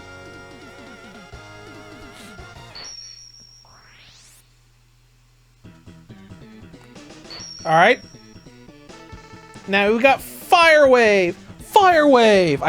Oh man, I still remember how X said every move in the Maverick Hunter X remake. He literally says it as he does it. He's like, Fire Wave, Shock and Ice. 0? Finally, we found Sigma's fortress. Was this... Let's go in and put an end to his war against the humans. Hold on. Was that cutscene in the remake? I don't think it was.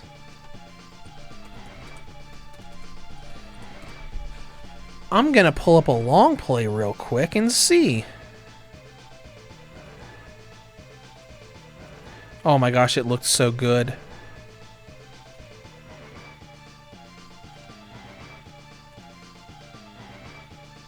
It looked great and fantastic.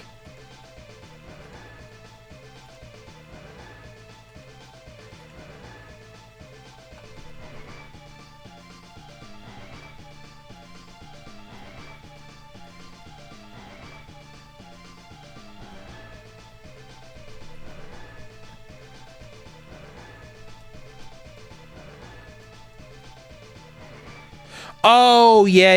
It was a different cutscene.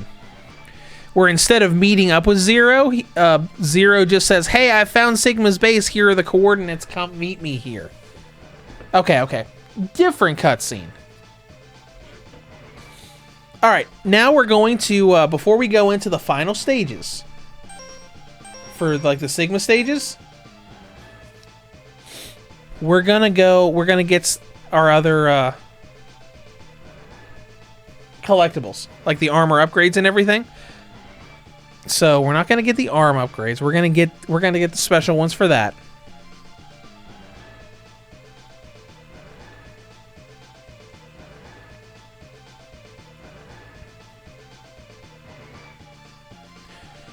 But do we really even need the head parts? I remember what the head parts do in this game. It lets you, like, break blocks with your head.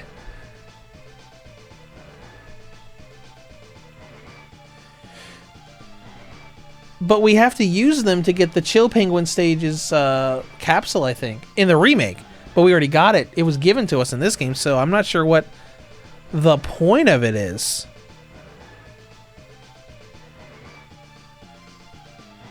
Well, let's get the last sub-tank. That's in this stage.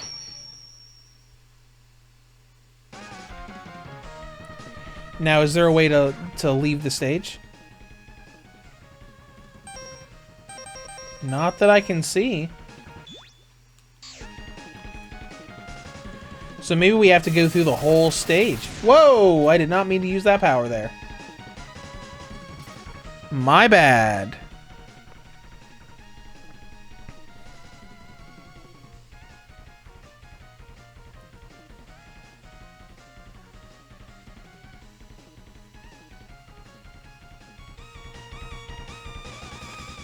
Let's see, where is it?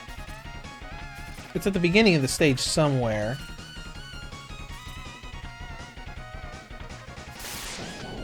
Oh, hello.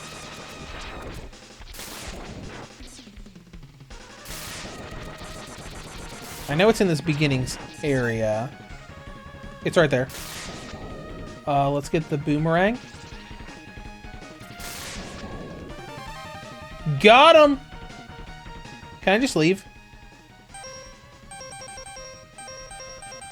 I don't think I can just leave, unfortunately.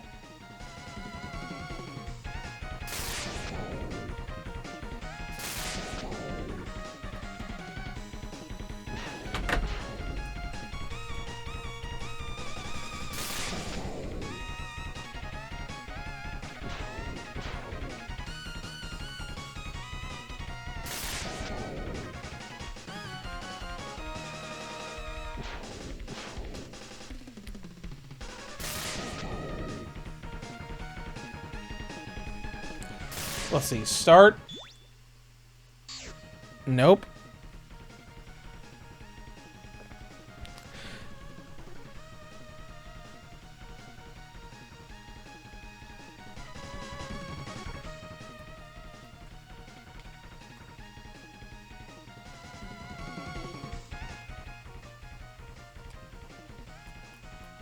I'm trying button combinations here so we don't have to go through the whole I'm so dumb. Do you see it? It's right there. It's right there.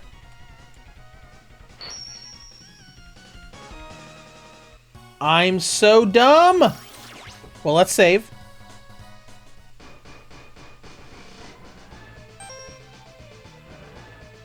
I'm so dumb. I'm so sorry. You know what? We're gonna get that other armor piece just so X has his complete look. And so we can listen to this again. Alright, let's keep going. Okay, so we have to go through this stage to the point where we have the climbable wire mesh. Just gotta remember where that is. Because we already got the sub-tank from this stage. We've got all 4 sub-tanks now.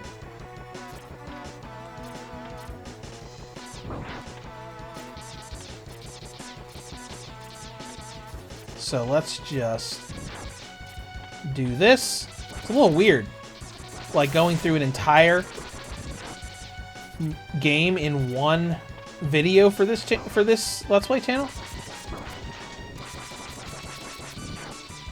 Is this it? Can we climb this? No, we cannot. No, the wire mesh I think that you can climb looks a little different. I think so. Either that or we'll miss it, then we'll have to look it up, and then we'll go back again. Either way, I think we'll probably get done with this game in less than an hour.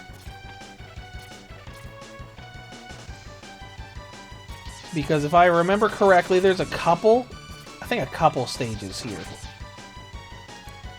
Like with the Sigma stuff, leading up to the final boss.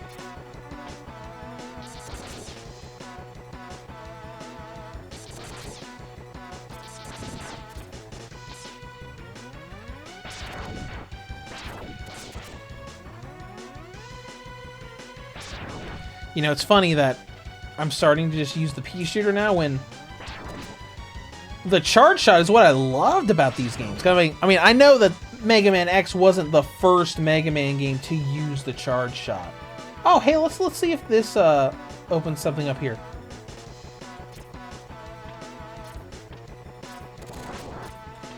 No, doesn't seem to.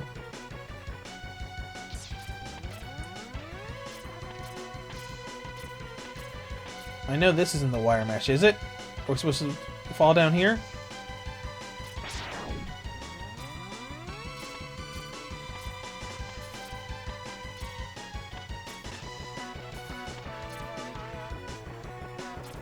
Oh, right. That's a solid object.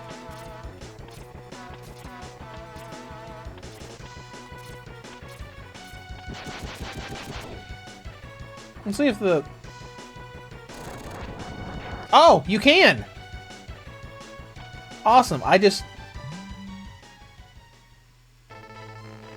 Okay, there we go.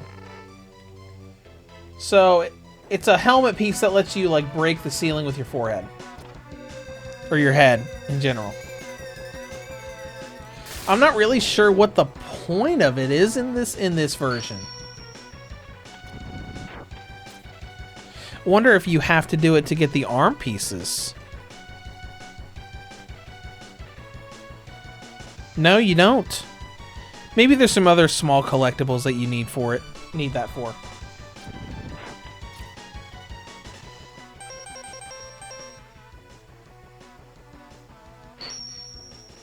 And we're gone. Save. We got all of those upgrades. We don't need to get all the health upgrades, I don't think. So let's just move on. No boss intro for this one. Just this bleak city. Oh, hey. Zero's with us? That's awesome. Oh, never mind. Let's split up. I'll go in first, and then you can slip in while I keep the main defense force busy. That makes sense. I wonder why they didn't put that story stuff into the remake. Because in the remake, you just get that cutscene where he's like, I found the coordinates, come meet me here, and then you just meet him, like, after a boss fight. At a story beat that I'm assuming will still be the same. Well, I won't say it until we get to it, because it's a neat little story beat that's spoilery if you haven't played this probably like 25, 30-year-old game.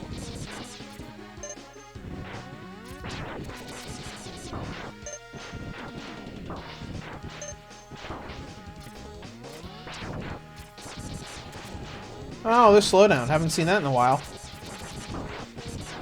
Can you believe we're already in the final stages of this game? Alright, we're filling up sub-tank number 3. I do not want to grind here for sub-tanks. Oh no!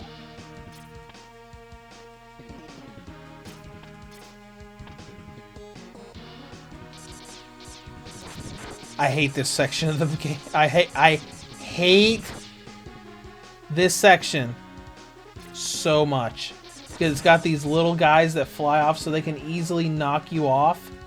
Man, I remember when I was first playing the remake, I hated this section because of stuff like that. And now we're at the beginning of the stage again.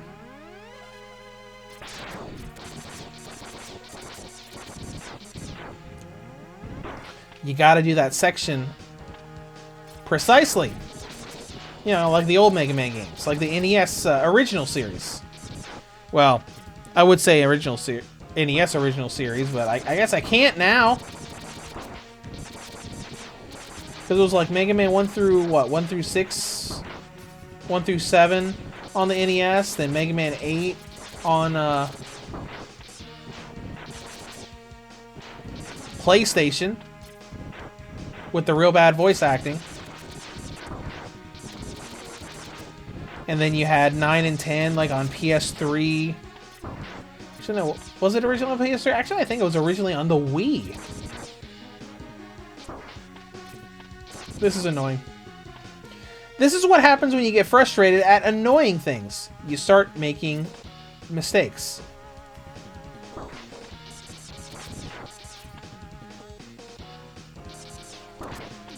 Especially in a section like this, that is just designed to be frustrating. Especially with the respawn stuff.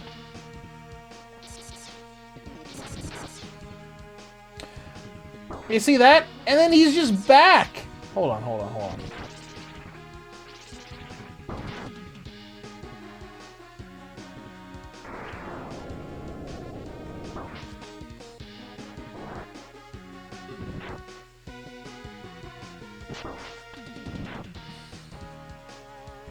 See, this guy's gonna... There we go. I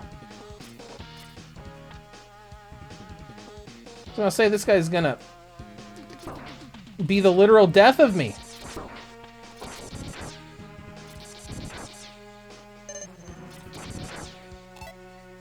This is something I really don't like about these old games. Where it's like, it's designed in such a way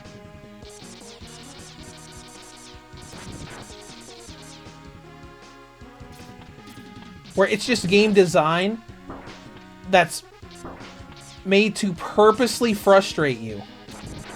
Like, it is designed to just make you upset.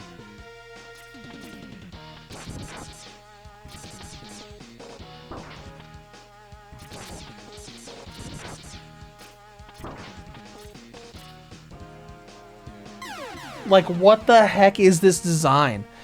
It's like, oh, don't worry, you're just gonna wait for the platform to move, then you can take out the enemy, and as soon as you go back, it's just gonna respawn over and over and over again. I mean, at least we're getting more for that sub-tank.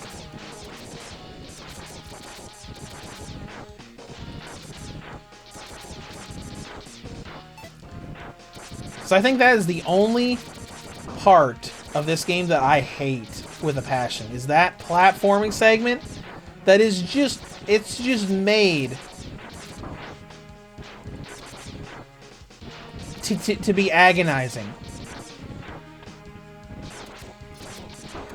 like, hey, what if we made this area where if they wanted to be careful with the platforming, it just keeps respawning the enemies at the same exact spot every time. That's something I would expect out of an NES Mega Man game. I don't know if I'd expect it out of a Super Nintendo or like Gen 2, Gen 3 Mega Man game.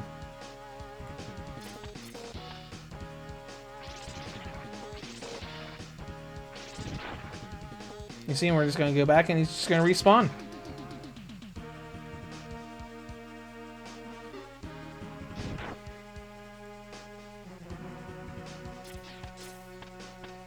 Wait, why are we on that? I wanted to be on the homing missiles.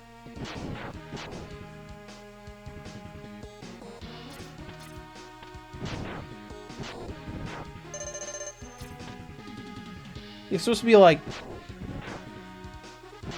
an NES game.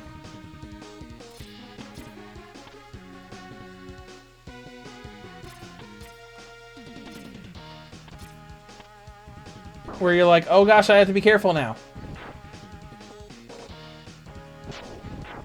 And if you're careful, you lose all your progress, and then you have to start the whole thing over again, where it's this intricate memory of platforming. And that's just... To be honest, I think it's just bad game design. Especially when you can accidentally fall in your very intricate platforming thing, die, and then have to start the whole stage over again.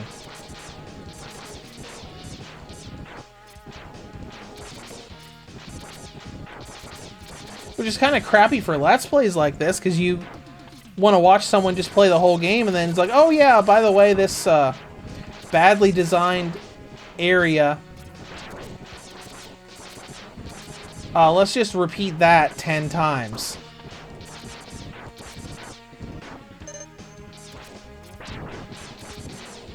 It's an area I might be able to even forgive in some recent games if they had like the foot upgrades for like hovering and dashing in midair, like X4 has.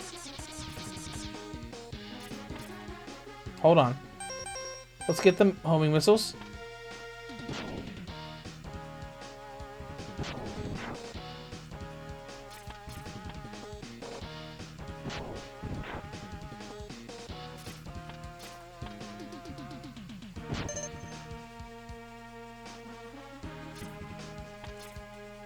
Or like when you when I don't hit R and jump at this at exactly the same time to use the dash jump.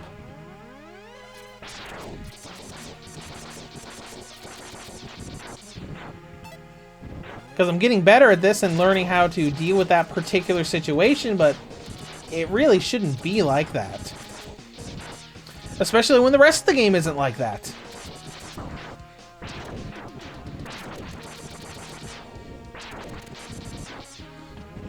But oh well. I mean, technically our sub-tanks are slowly filling up because of all of this stuff we're having to redo.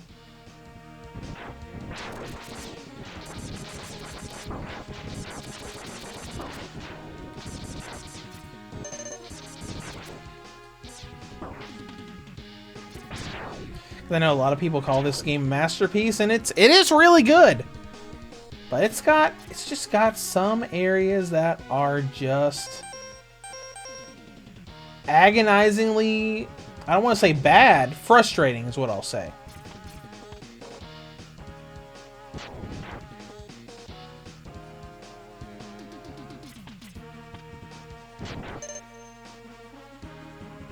Yep, frustrating is the right word.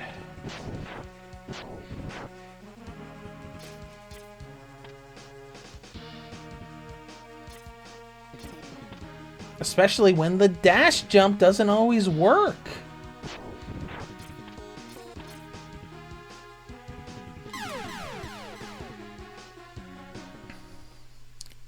You know, if I was most like Let's Players, I would probably be screaming at the game, throwing around profanities. But it's fine. And, you know, other people would be like, you know what, I'm going to Google this and I'm going to find a bunch of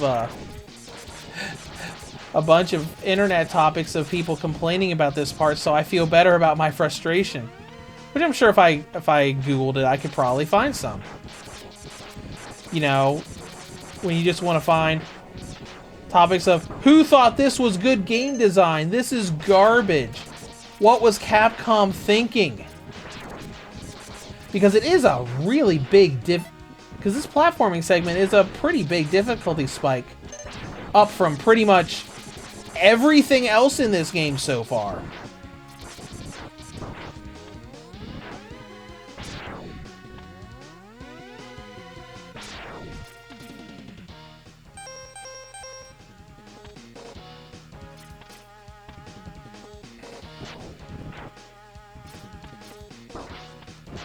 Bro, we passed just the right amount for that guy to respawn.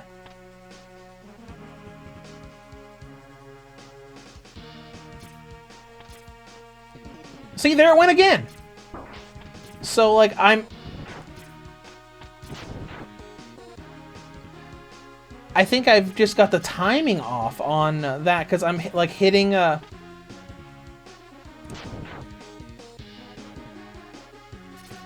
because I'm hitting the dash button with jump.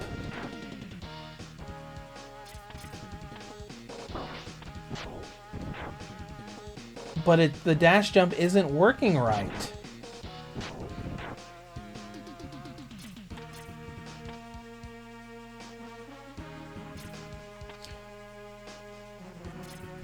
There we go. And of course I fall off.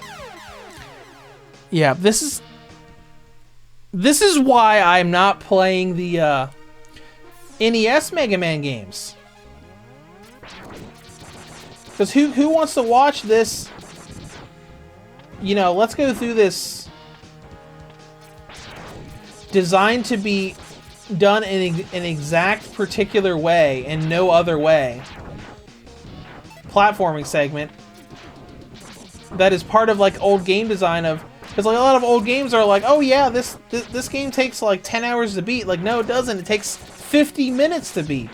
The only reason it takes 10 hours is because it's so needlessly difficult that the 10 hours, it comes out of 10 hours of trial and error. Like, because I know this game isn't as bad as a lot of NES games. Like, NES Mega Man games. Ghosts and Goblins was really bad about that. Ghosts and Goblins was, like, horrible on difficulty. And the Ninja Gaiden games were bad about it too.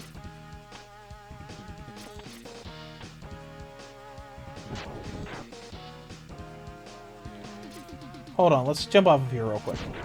I want to get out of the way.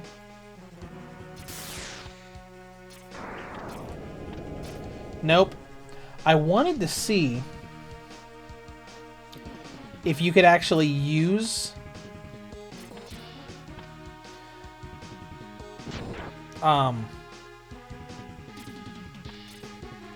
come on! Maybe it's because I'm using a third-party controller that this dash thing isn't working as well.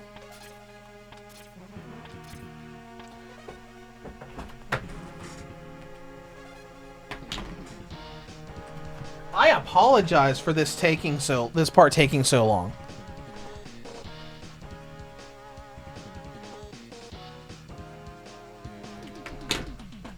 Joy-Cons aren't even connecting. I'm gonna have to redo the whole controller thing.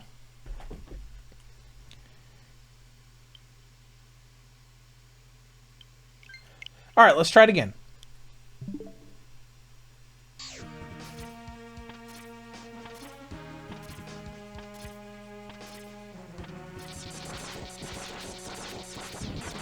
Man, it feels so weird going from a PS5 controller to the Joy-Cons. I mean, I do it all the time when I take it in handheld mode. It just feels so weird to do it, like, seconds apart from each other. And I guess I find a lot of this game hard because I guess they expect you to use the boss weapons in against regular stage enemies, and I never do that in these games.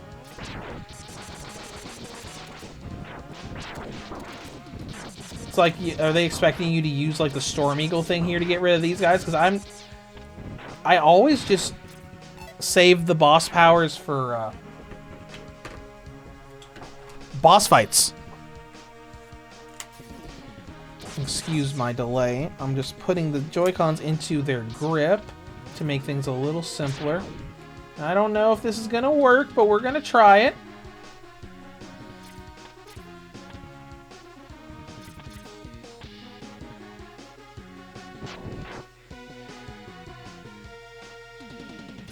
Thankfully, some of the games later on in the series will have like final stages as almost nothing but here's your boss gauntlet.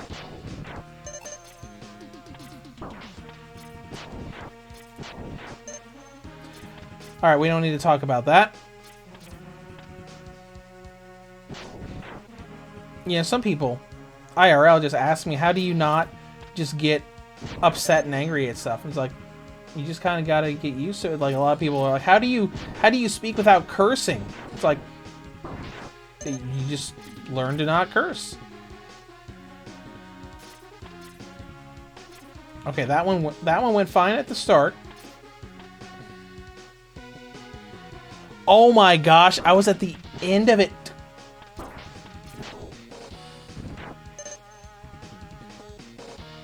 Yeah, like right there. Yeah, a lot of people will be like, F you, game! F you! Horrible game design! But I'm just like, Because fun. While we're grinding this dumb platforming segment,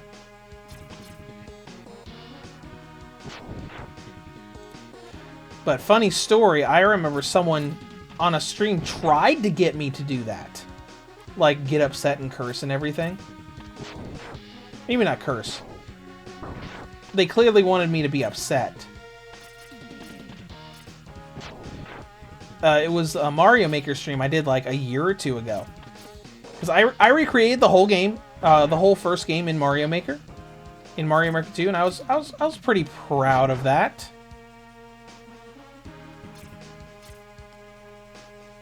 And after we went through the whole game that I recreated. Oh. I guess I ran out of lives. That's fine, I was at the beginning of the stage anyways. But yeah, we went through the whole game in like an hour. And this one person on stream would, he gave me this Mario level that he made. And it was one of those, like, not Kaizo levels, but kind of like it. It's like the whole stage is nothing but instant death traps constantly until you do a very specific thing in a very specific way to do it. Like, not at all NES level. Like, a lot of people will say, like, oh yeah, these Mario levels are like NES level. Like, no, they're not. NES levels were simple compared to the stuff that these people made. So, you know, like, I don't even remember what his response was, but, like, the way his response was, you could tell that he was, kind of upset.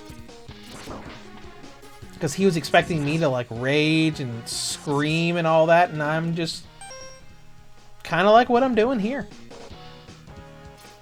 Just whatever about it, just, alright, let's just keep trying until we're doing it. I mean, this situation is like, well, I mean, I'm having the same issue I had before, I think, where it's not going through. Or it is going through, but there's enough lag on my input with the R trigger that it's not triggering the dash jump. Shame you can't use handheld mode while docked. I hope they allow you to do that with the Switch successor. Because you can do that with the Steam Deck. Like, you can have it plugged into a dock for, like, HDMI to plug it into a TV or monitor, and then you can still just pick up the handheld itself and just keep using it. Use the Steam Deck as a controller while the Steam Deck is displaying on the TV.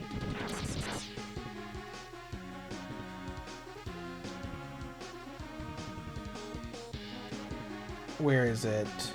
There it is. Homing missile.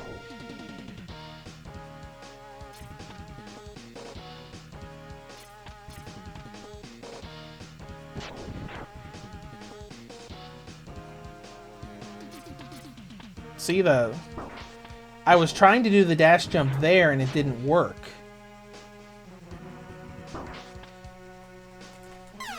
And every time it doesn't work, I fall off and fail.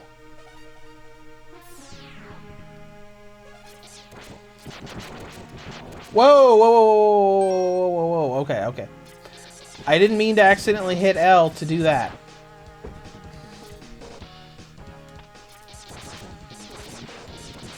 So let's keep trying. But yeah, I just remember, I might go back to that stream to look at the live chat replay. Just to see what they said. That made me think, oh yeah, they gave me a super hard level and he's probably mad because I'm not getting upset about it. But it's easy to learn habits. You can even learn habits of like how you talk around certain people. Because my parents never cursed at home. And we were always taught that cursing is bad, which it kind of is. It's very unrefined speak.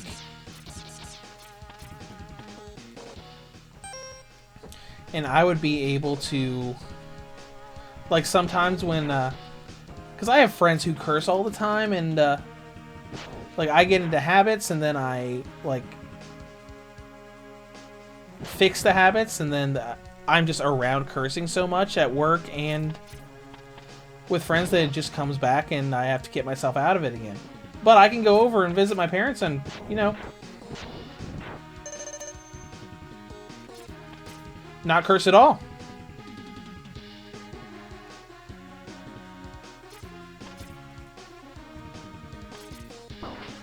Now you see, all of those jumps I did this for. It's working fine here. That begs the question, if it's working fine here, why isn't it working fine on these platforms?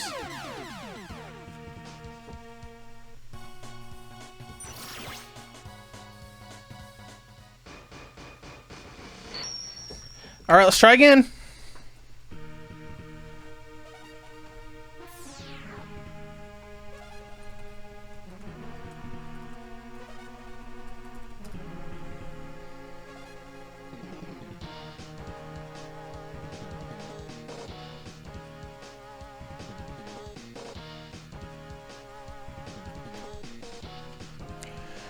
Alright, I'm just taking a moment to breathe.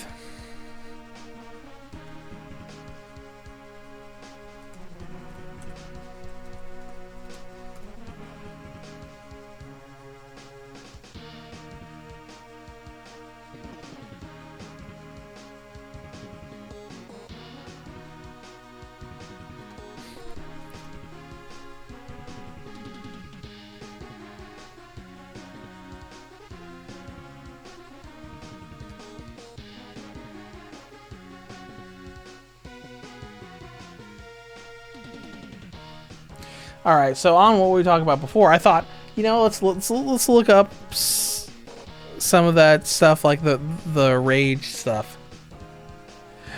I just see this random thing on Reddit that says Mega Man X1 takes a nosedive at the end.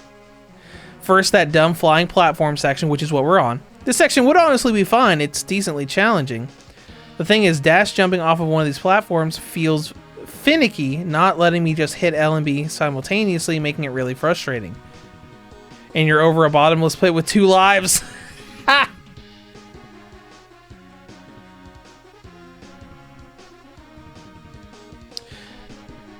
All right, let's try this again. Are we at the no, we're at the beginning of the stage, of course.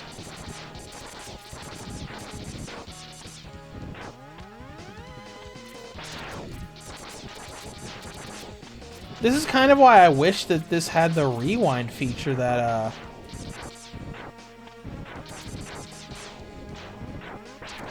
the Mega Man Legacy Collection did for the NES games.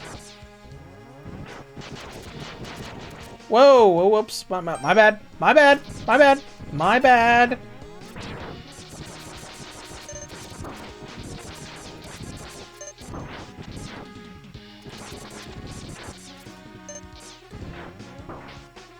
Well, this is interesting. We just hit a wall and we're just talking about stuff now. We should be at the flying platforms again now. Yep.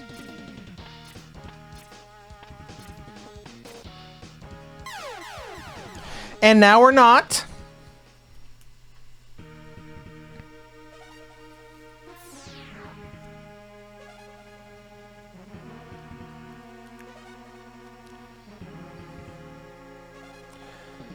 All right. Let's try it again. So what we're going to do now is I'm going to try to do just normal jumps in that area. See if that helps. Like, not make jumps expecting to go a lot farther. Did we? No, we haven't. Okay, I was going to say, did we seriously fill up all of those sub-tanks already doing this trial and error? Well, we have not.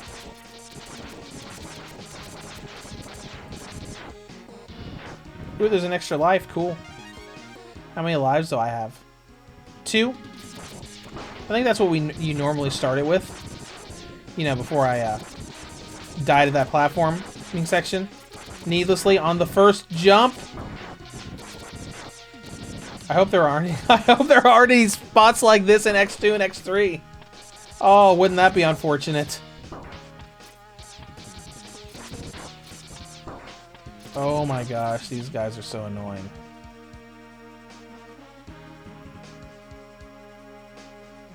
Where is... There it is.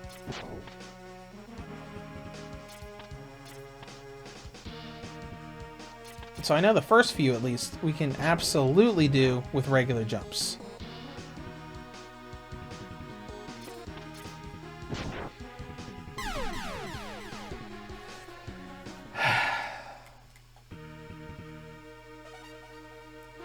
Alright, let's go over there again.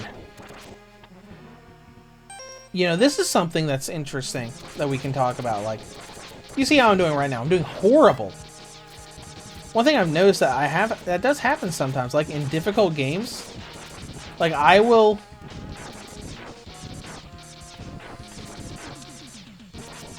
like do really well in a difficult section and like almost get to the end of a difficult part and then fail. And then when I repeat it, I'll barely get anywhere at all. Where I'll think, how did I get so far before?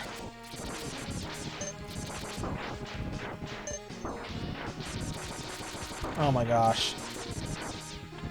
And then of course this game punishes you for pursuing enemies back in the level because you walk a few frames off and then the enemies you're trying to kill just respawn.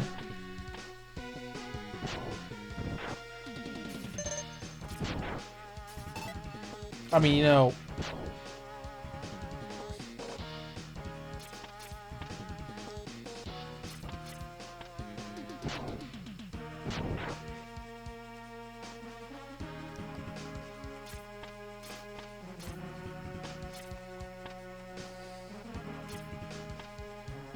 I am not a platforming master, just so you know.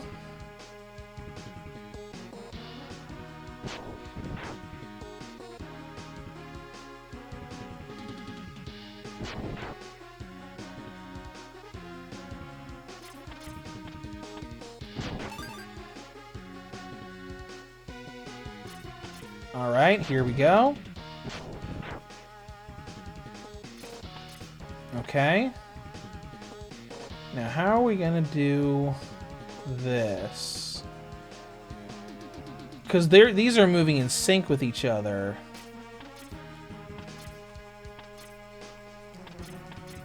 Okay. You see, the problem also there is, like, once you screw up, you're like, oh no, oh no, oh no, oh no. And then you go crazy on the controller, and then you're completely out of sync with yourself. and you freak out in these in tricky platforming segments.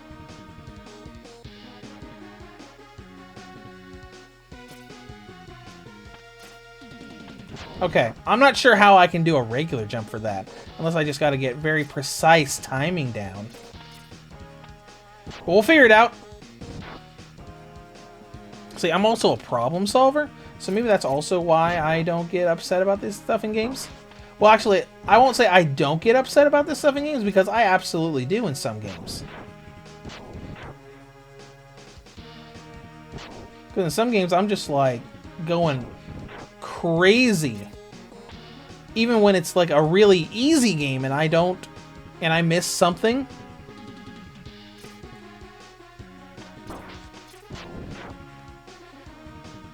And I go nuts. A lot of people think that way about like Dark Souls characters or players. Where it's like, you play Dark Souls, how can you get mad at something like this?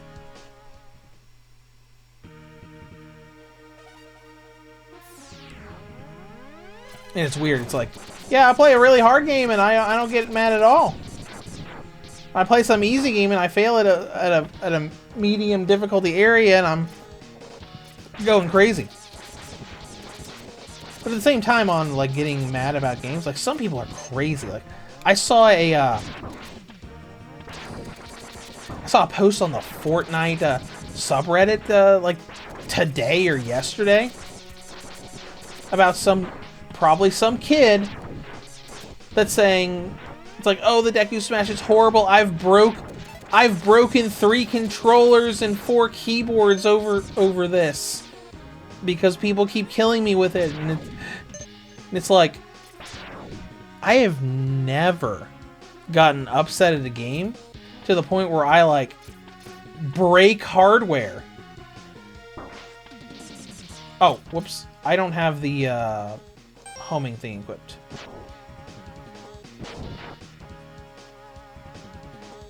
Like, could you imagine, like, actually breaking your controller? I'm sure some people have. But I cannot imagine being so mad that I literally break the controller. Like, that I throw a $70 controller and it's broken.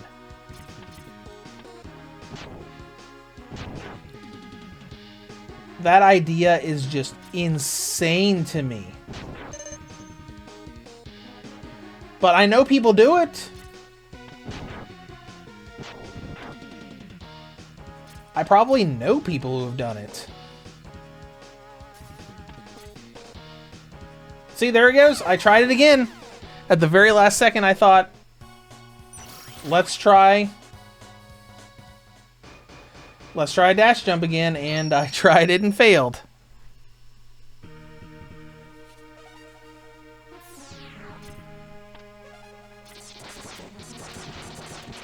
But I just couldn't imagine doing that.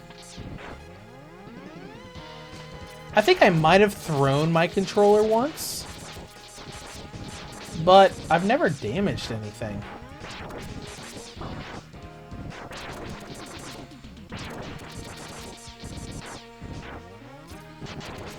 Whoops!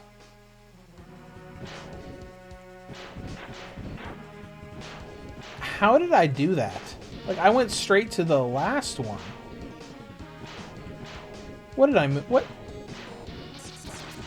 I must have put that on some button. I know it's not R like it's supposed to be. I mean, I guess it doesn't really matter. Alright, the third the third sub-tank is full now. It's terrible. Oh, hold on.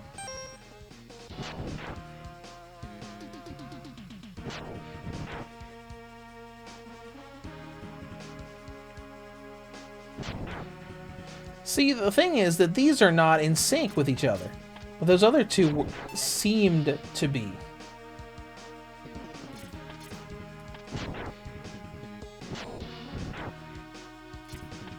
these two right here.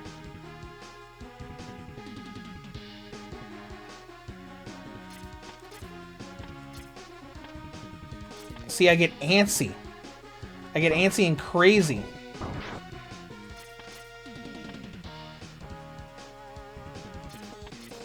Oh my gosh, we made it! Holy crap, it's a Christmas miracle. Now we gotta make sure we don't die. Anywhere.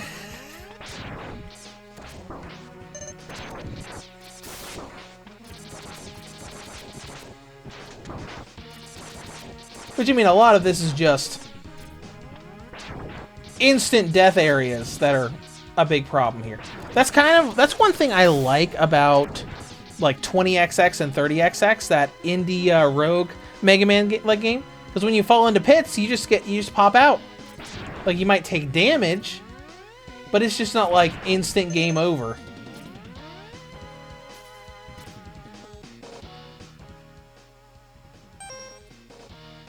Whoa!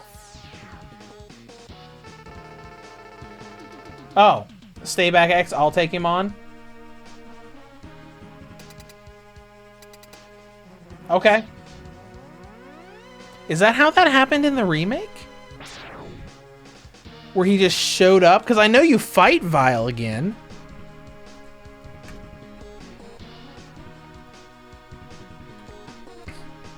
Let's take a look. I don't remember Zero doing that.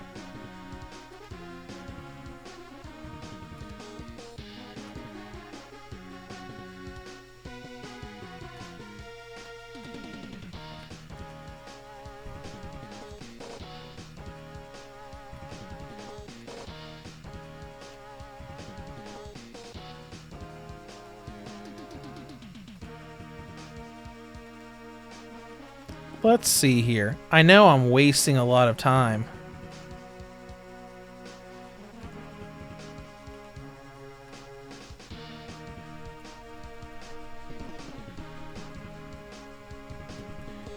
Let's see how the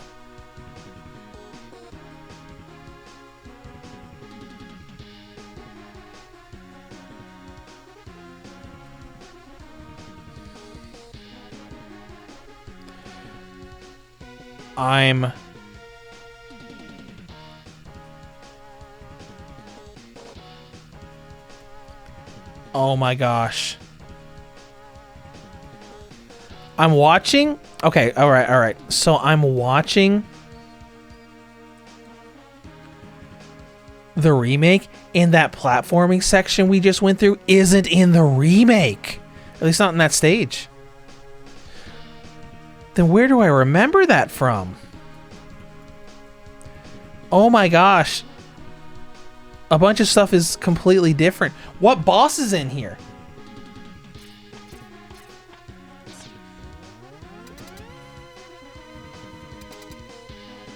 No boss?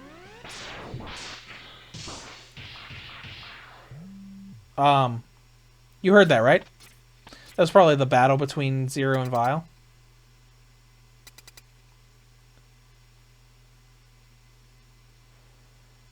Oh, okay.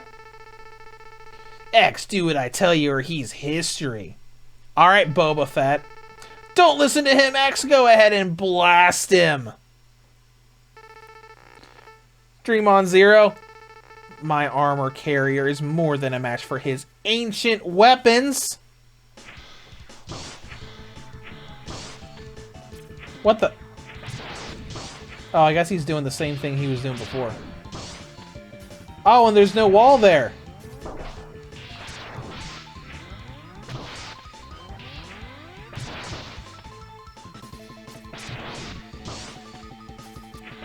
So what, am I supposed to just, I guess I could try sub-weapons out on him? Even though he doesn't have a gauge.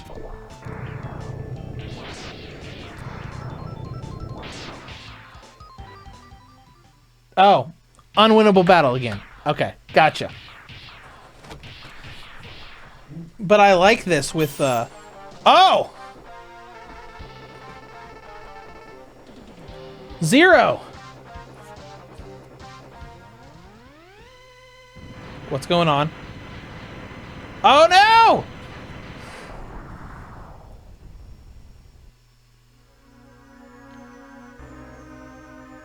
And it destroyed his armor. I can't be defeated so easily.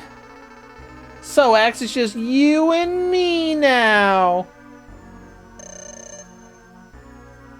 I'm glad that the game was kind enough. Oh, it's a story thing where you heal. Where did that energy come from?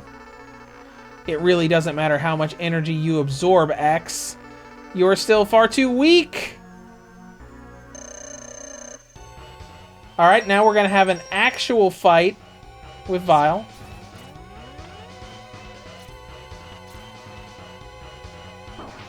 Oh, that's interesting. So his attacks stun us.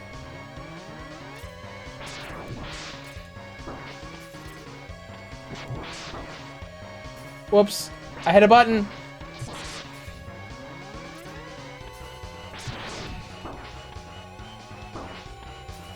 I really need to get that off of the L trigger because I keep hitting it accidentally.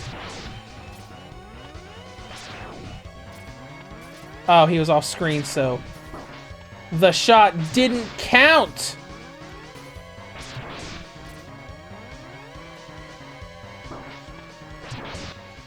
Got him.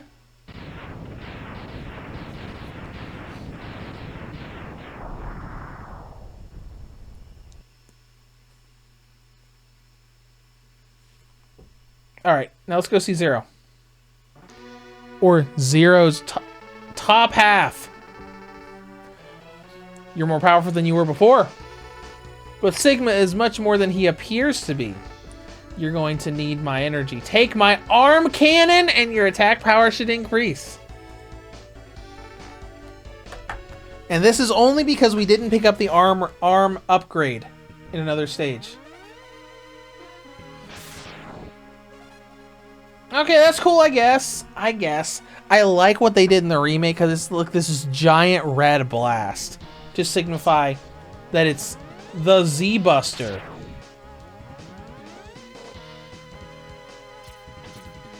But this looks cool too, I guess.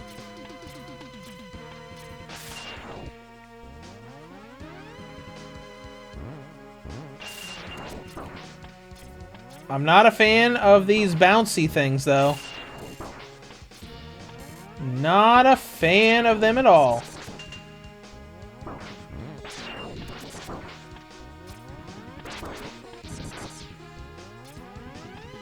Let's hurry up and get out of this area. Okay, do we want to use a sub-tank? We should probably use a sub-tank.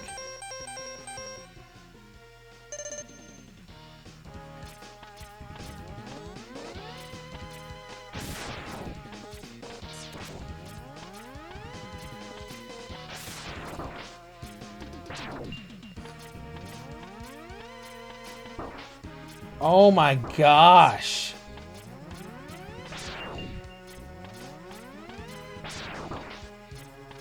Are you kidding me right now?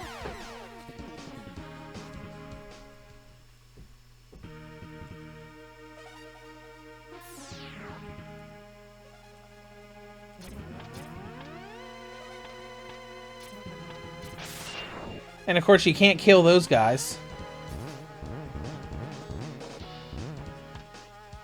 Or you can just do that. Dang!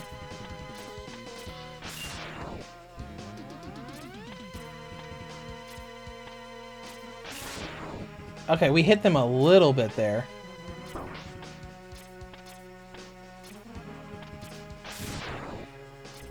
Okay, there we go.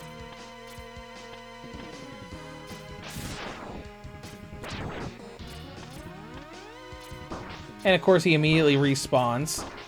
Oh, come on! Just let me go up there!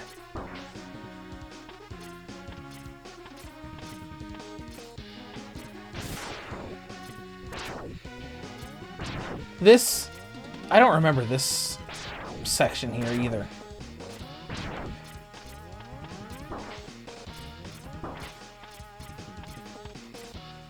They must have completely redone these final stages for the remake. Because a lot of this feels new to me.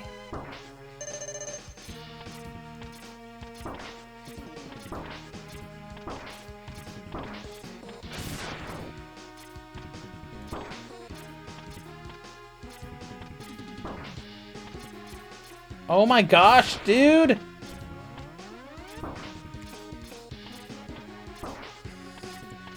And the recoil is awful. There's got to be something I can use here.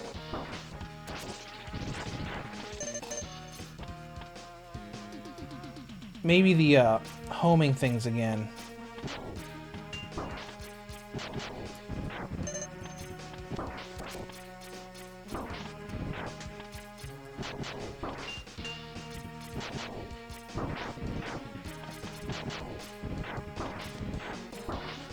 Oh my gosh, and I'm about to die again!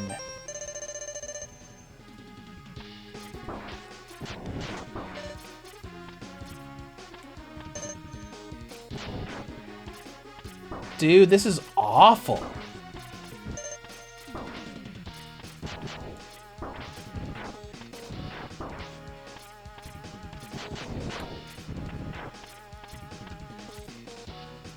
Okay, here's the boss.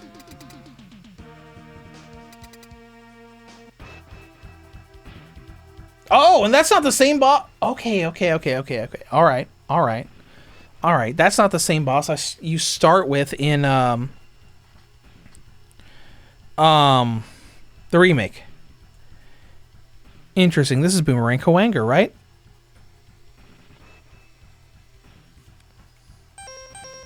Oh, great. And we've been using his weakness.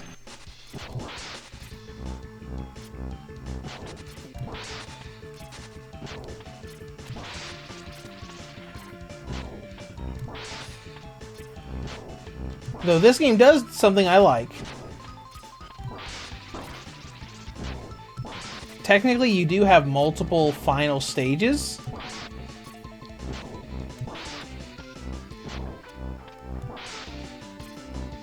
But you don't have to do the whole boss gauntlet in the final level. That is something that I appreciate.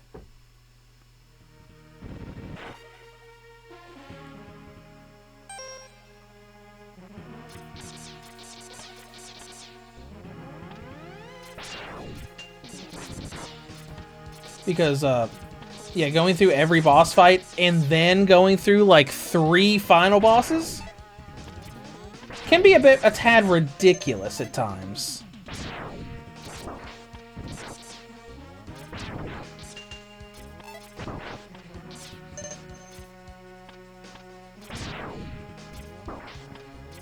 And the funny thing is, like, in the remake, like, they didn't do it here, but in the remake, they actually explain why you fight the bosses again later on in the game.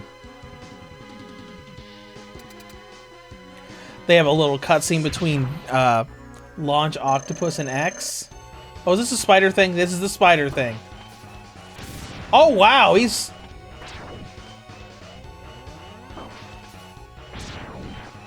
He's faster than he was in the remake. Way less of a window for you to attack him with, too.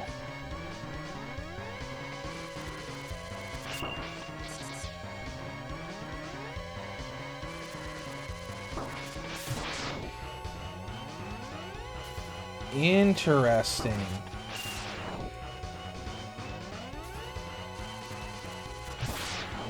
You have to get him, like, right when he hits the bottom.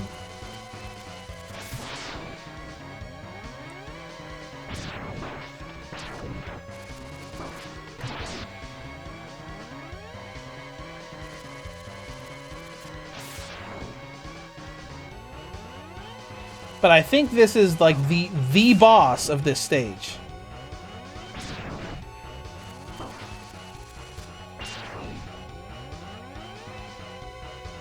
We haven't done that much to him either.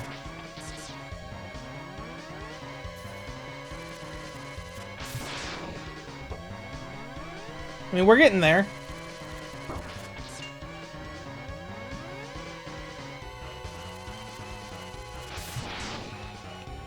We just have such a small window.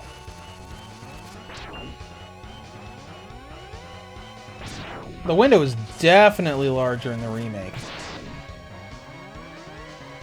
We might have to use our sub-tank here in a minute. Oh, is he moving faster now? Calm down, you were already faster than you were in the remake.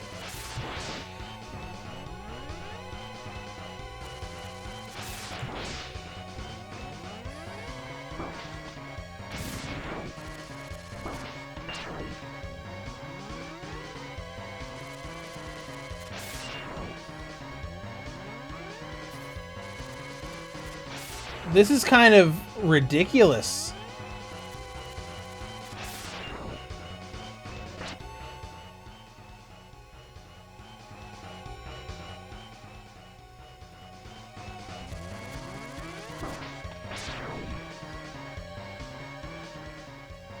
All right, we're fine.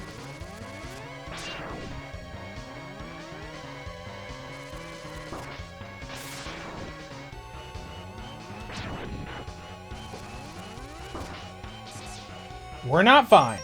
Sub-tank it is.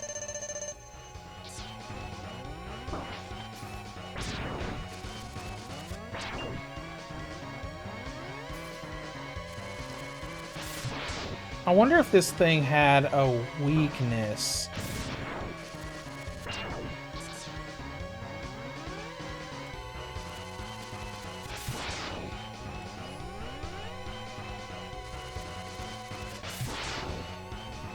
Well, we're almost done anyways.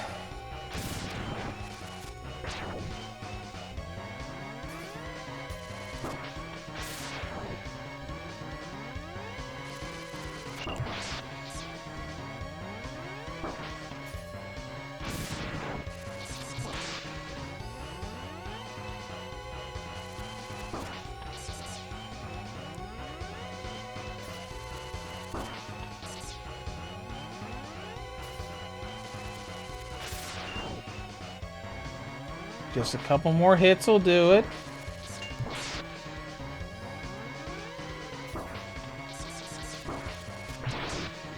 Okay, there we go.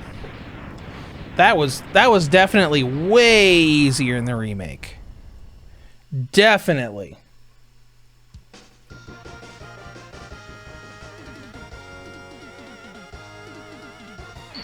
I think we still got a couple more levels, because we only fought, what, one or two of the actual main bosses there? Alright, was there something I wanted to do in one of the other stages? Oh! Out of curiosity, this is going to be difficult to do, but I want to try it anyways.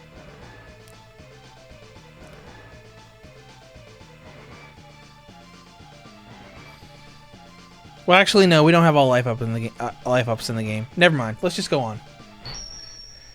I was gonna try to get the Hadouken, but you gotta have absolutely every upgrade possible in the game.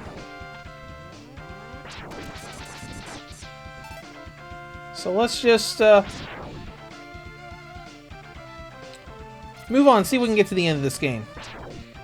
Or, well, I say see if we can get to the end of this game. Obviously, we're gonna... Oh gosh, do I have to do a...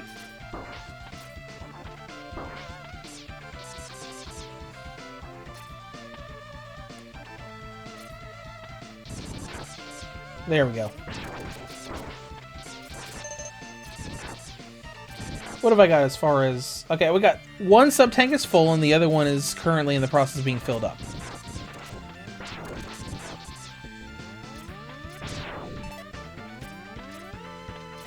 This area right here seems pretty familiar.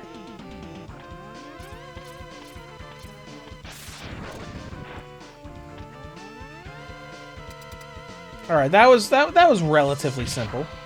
Who do we have in here? Chill Penguin.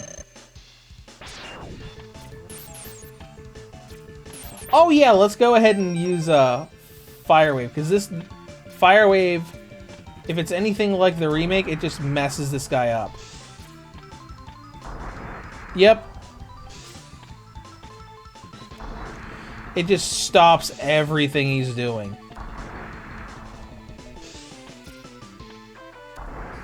Man, look at this.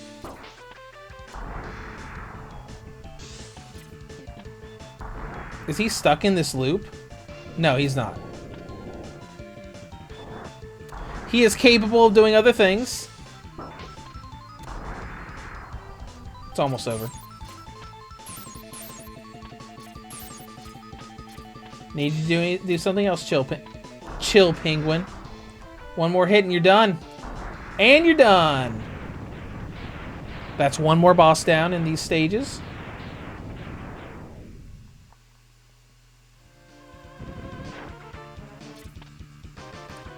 Let's go back to the X-Buster. That's not the X-Buster. Wait, hold on, what? Go back to that.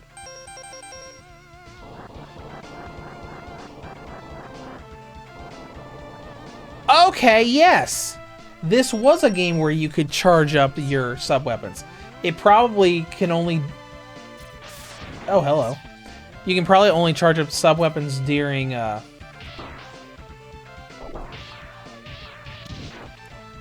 like when you have the arm upgrade. That probably gave us the ability to charge up the sub-weapons. Excuse me, I'm trying to punch these guys.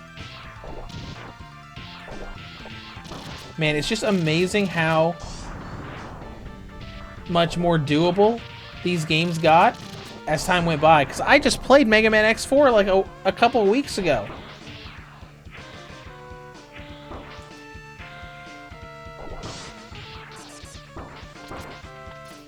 Then again, I've played Mega Man X4 so many times, it's not even funny.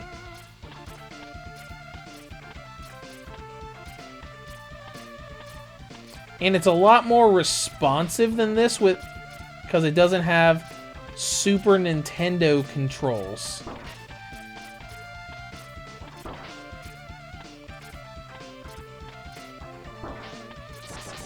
And I know, I could have avoided all of this heartache by just playing the remake.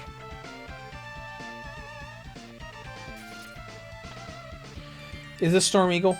I feel like this is Storm Eagle. It is. Man, look at him. He's even got a cool design.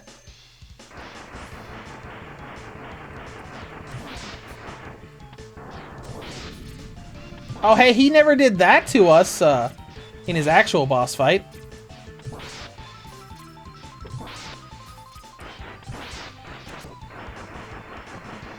Don't you dare. Don't you Great game design. Oh my gosh, and it put us at the very beginning of that segment with all the enemies for you to fight.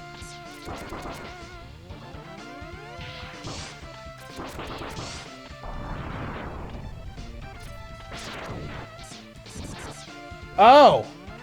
And he's...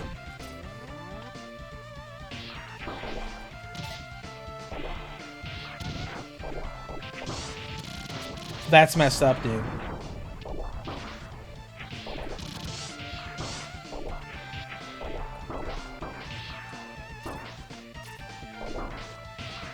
Would you knock it off? Oh my gosh. This is all... Oh my gosh, dude. Horrible.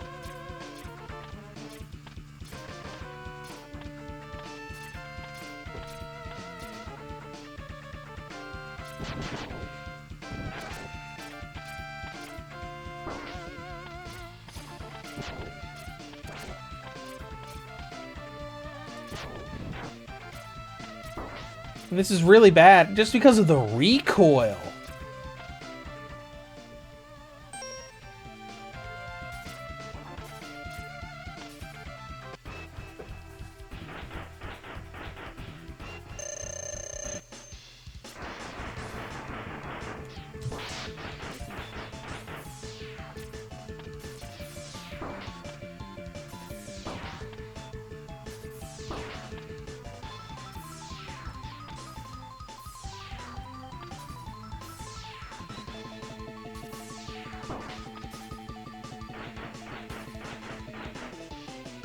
Where is he?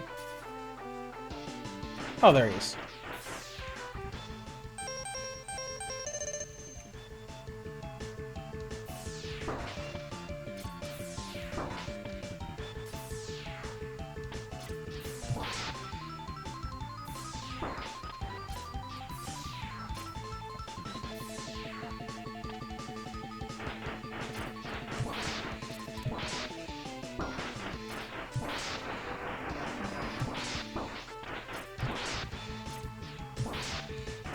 Am I gonna have to use another sub-tank on Storm Eagle? Okay, okay, we're good, we're good, we're good, we're good. Man. I guess we're gonna have to worry about this in the next game, too.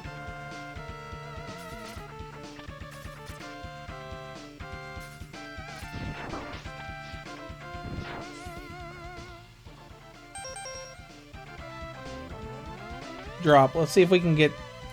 I want to see if we can get these guys to drop health. I'd like to recover from everything I've been going through so far in this level.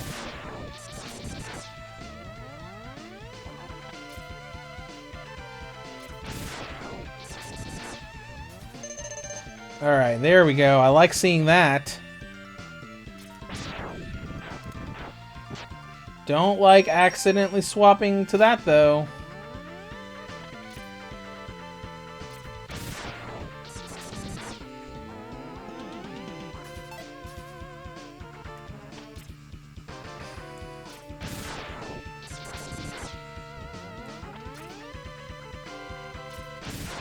It's amazing we have Sigma over there on the right, and we haven't even seen him in the game. Well, technically we saw him in the stage select.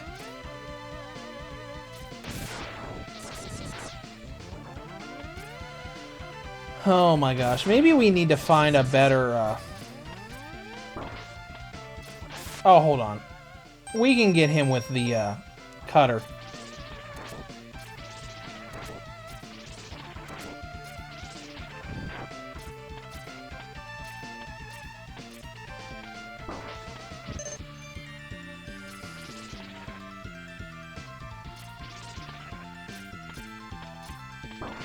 And speaking of the cutter, I do find it interesting that,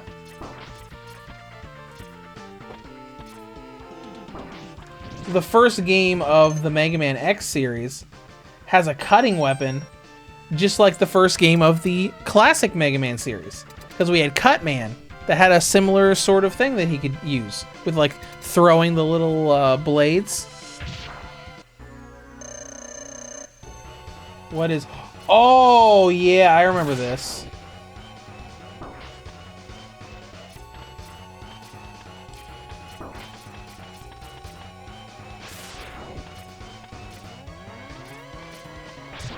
You have to,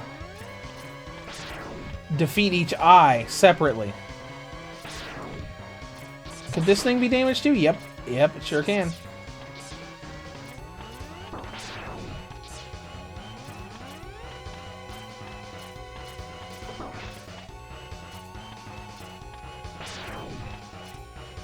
And, of course, we're...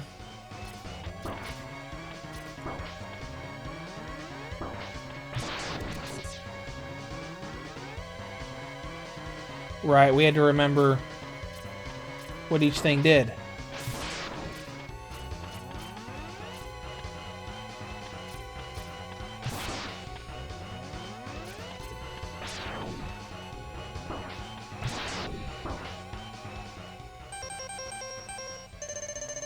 I hope we'll be okay.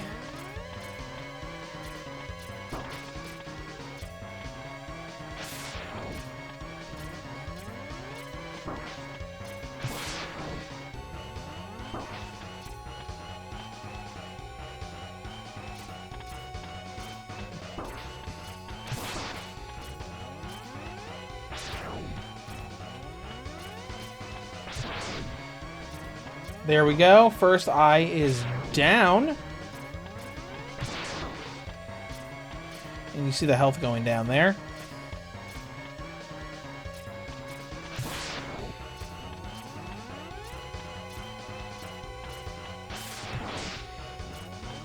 Oh, hey, the red eye didn't move that time. All right. Okay, the eyes are gone.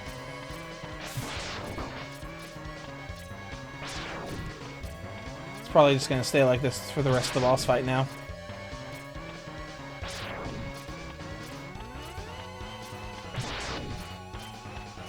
We're almost done.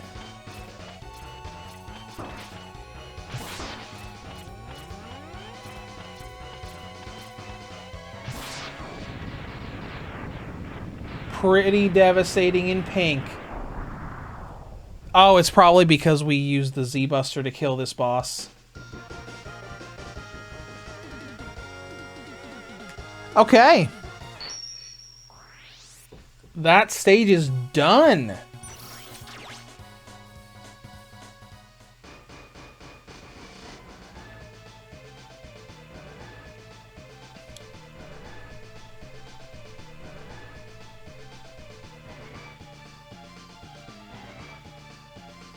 I'm trying to think for a second.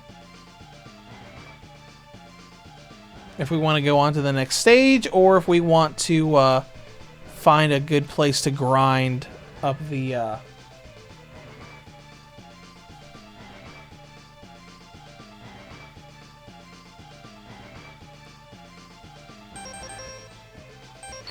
Let's go into one of the other stages and see if there's like a good place to grind up the... Sub-tanks, I'm sorry. Ugh, not here. You know, so I can have a nice, easy, like, group of enemies to take out.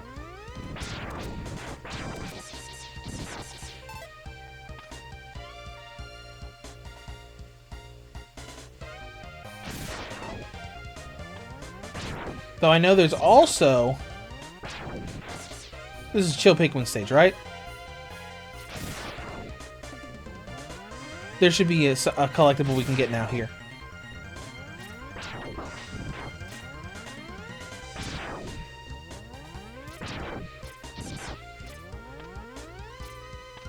Man. Imagine how difficult this... Come on. Imagine how difficult this game would be if we weren't on Rookie Hunter mode.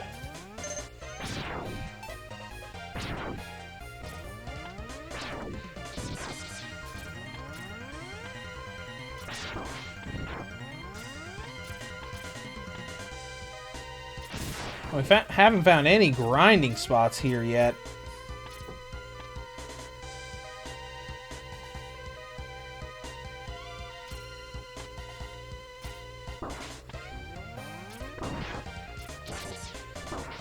There's just a bunch of annoying enemies here.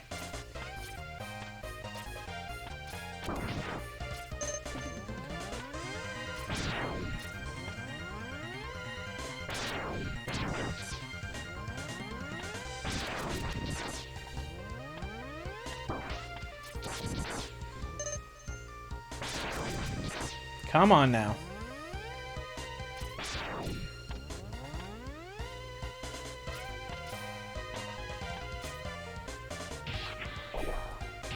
Let's just break this. Jump up here. Where is it? Hold on, I just had it. Fire wave.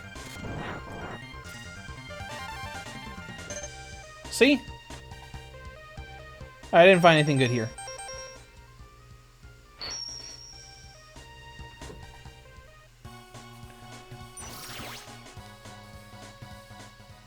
All right.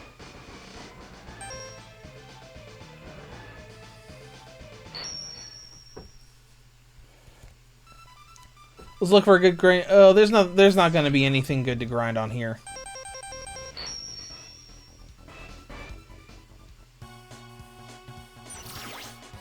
Yes, I will say when I accomplished nothing.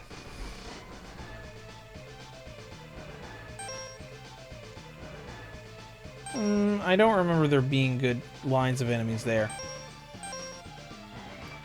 Let's try your stage.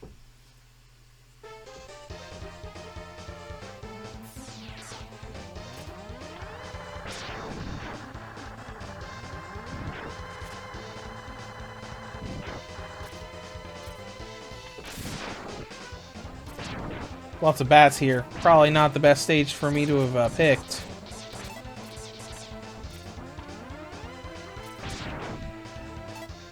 Probably not. What about this thing? Oh, I doubt it. Highly doubtful. And we can probably kill it, but still.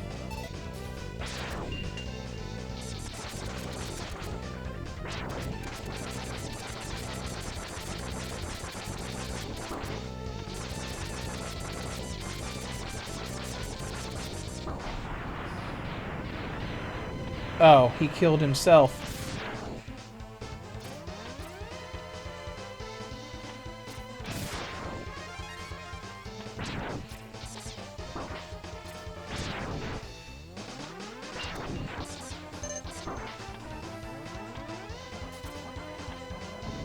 I'm not finding anything good here.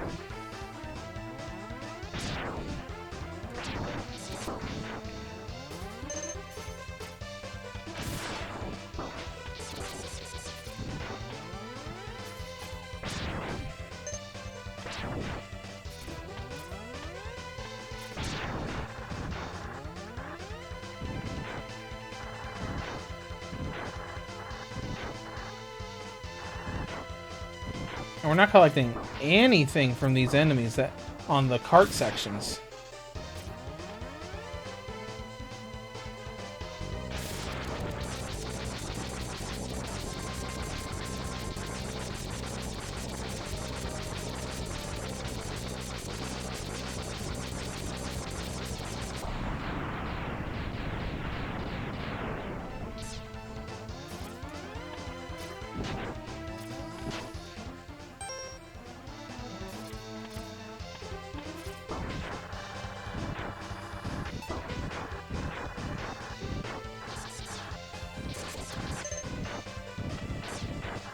I heard a little bit there.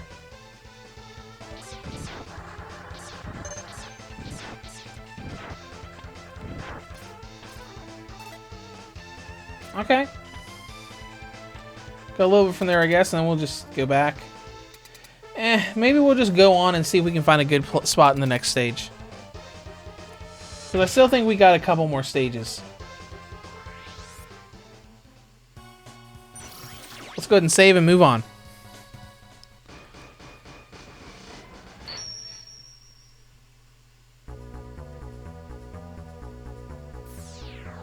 I think this is the stage with the dragon mech at the end.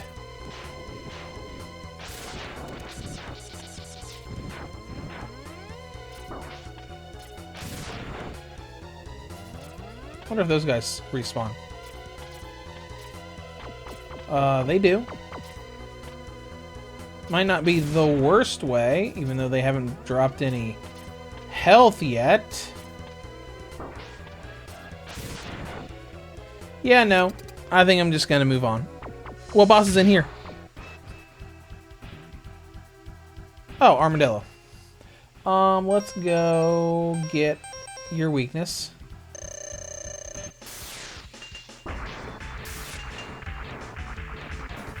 Oh, right. Gotta get rid of your armor first. Then I can hit you while you're rolling.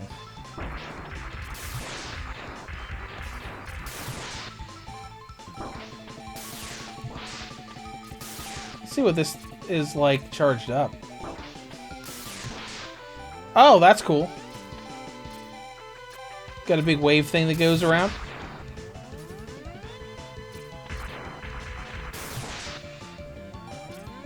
Looks like it does more damage too.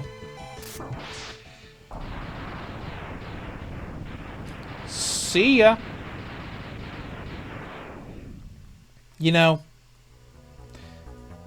I said I liked the fact that the enemies are spread out here, but at least in the boss rush things, if you did fairly well on the bosses, you could just heal up and then just do the next boss and not have to worry about platforming nonsense.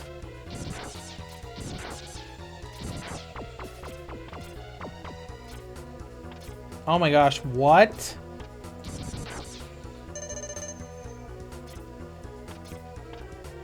You know what? I don't care. I don't need that health. I don't need it. Sting Chameleon? Yep. His was the cutter, right? I think.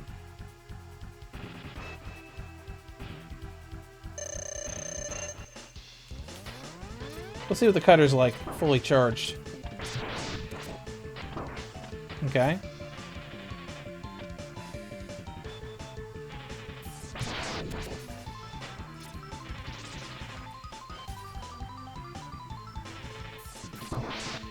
Looks like damage is about the same.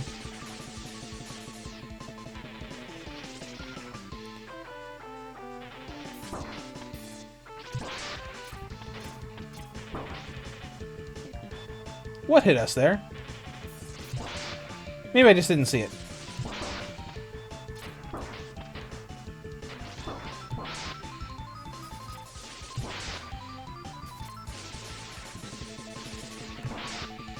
Almost done. And done.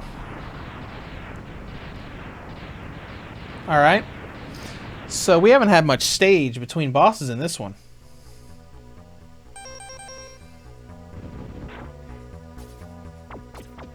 Oh, that just blew up. Okay.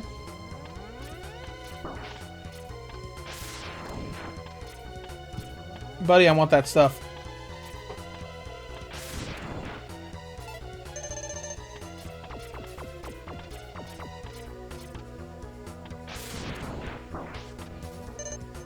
I think I just found our grinding method.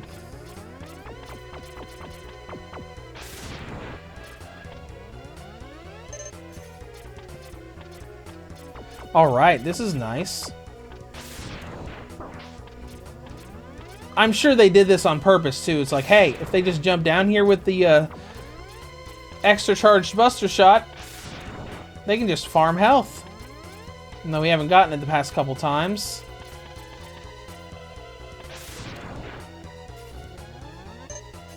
There we go.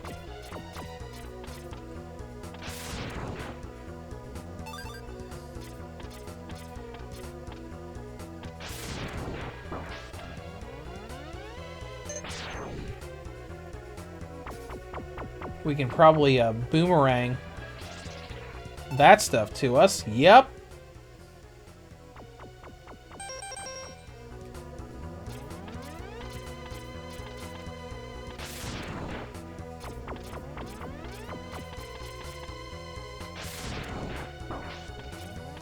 That was rude. That was rude as well. I even walked forward and it still hit me.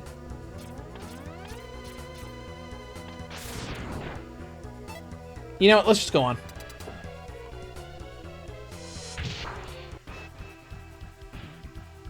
Oh, Spark Mandrill. Cool. Let's get Shotgun Ice out.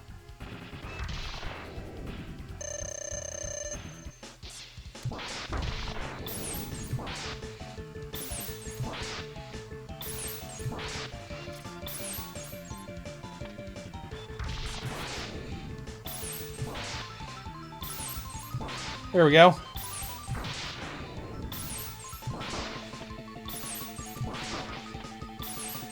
Give me a nice, easy boss fight.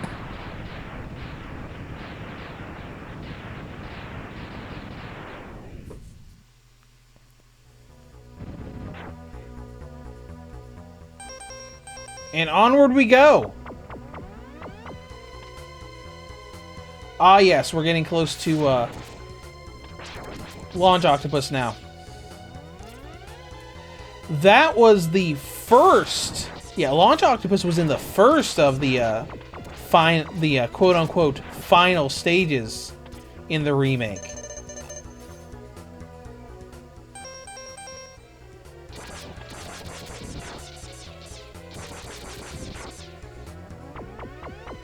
Oh, there he is, right there. Shield, right?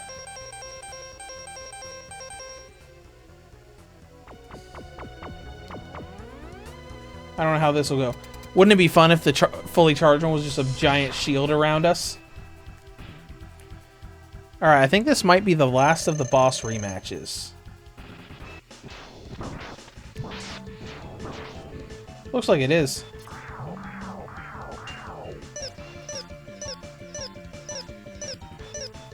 Bro! What?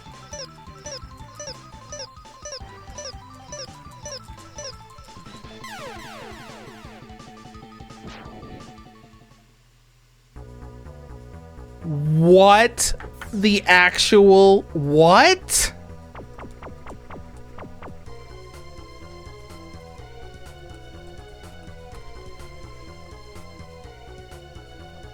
Wow.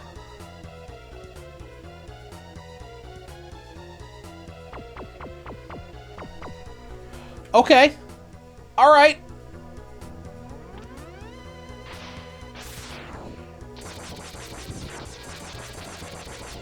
That was crazy.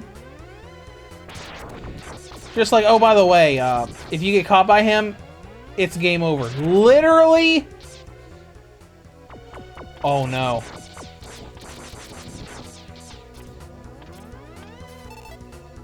We have to make sure we don't get caught by him again. Do you guys mind? I'm just trying to leave.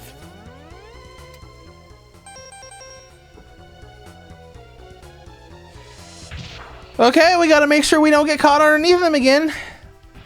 Because that was a literal one-hit KO.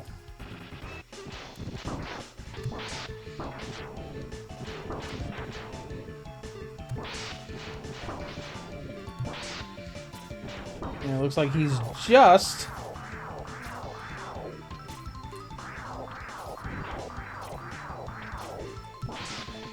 That's annoying there.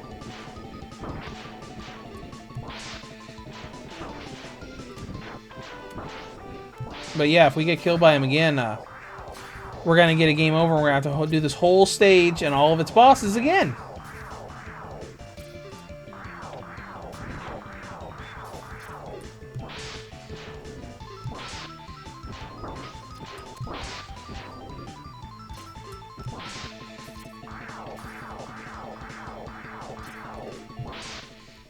There we go. We got through him. Oh man, I won't say I forgot that he had that power. I'm not sure if he did have that power in the remake. Man. We're getting the full retro difficult experience.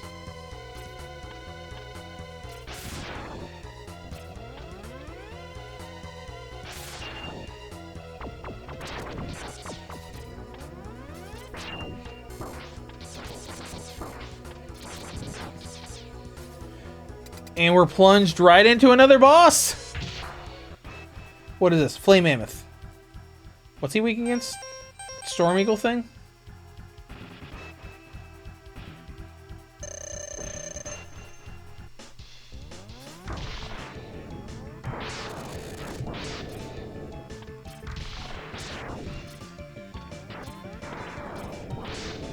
Maybe I'll just do the regular one.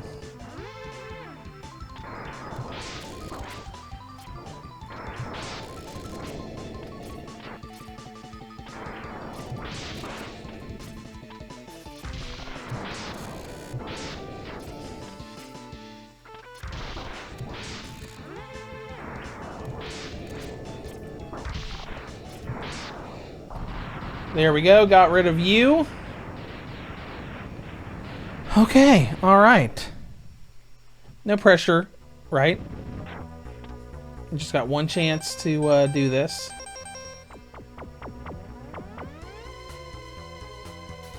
Are we already at the... This seems wrong. Oh, nope, there it is.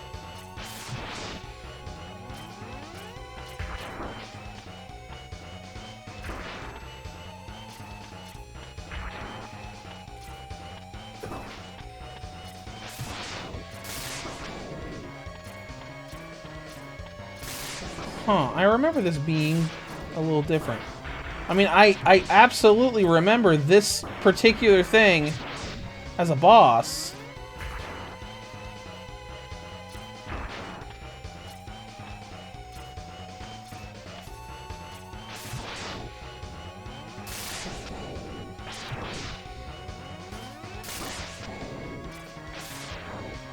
hold on. Let's use this.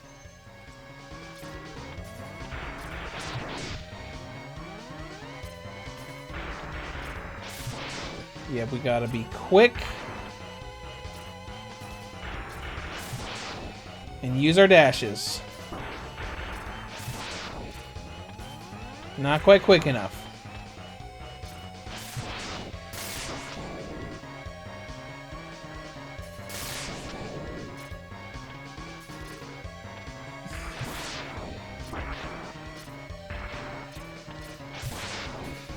Maybe I'm thinking of a boss from a different game.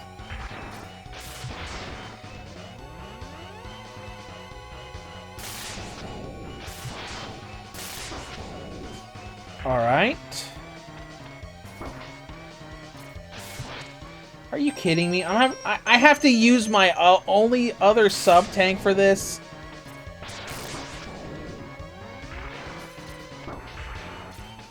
Jeez.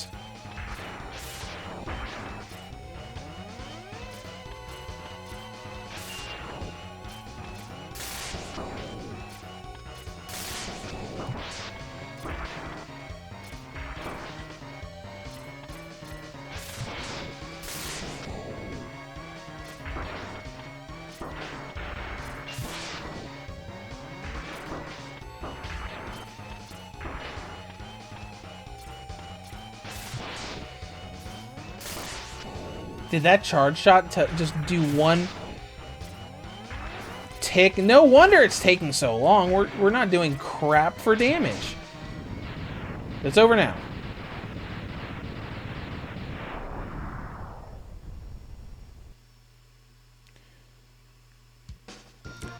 No wonder it took so long. We had to go through over like 1 point what? 1.1, 1.15 sub tanks.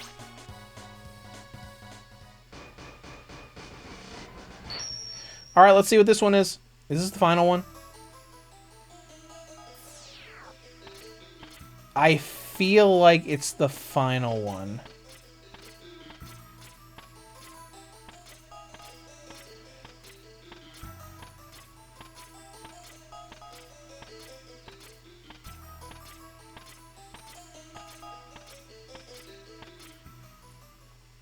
Oh yeah, it is. It is. It is 100% is. Yep, there he is. Oh, right, we have to fight Sigma's dog first.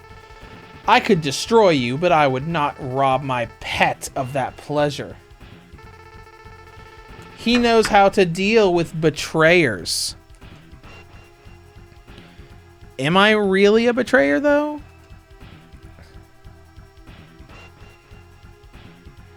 Am I, though?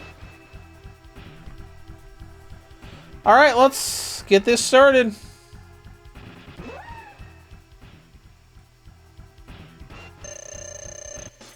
I don't think the dog has any particular weakness.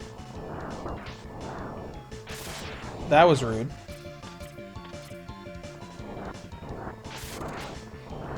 Oh my gosh, are you serious? We're only doing 1 damage to this dumb thing.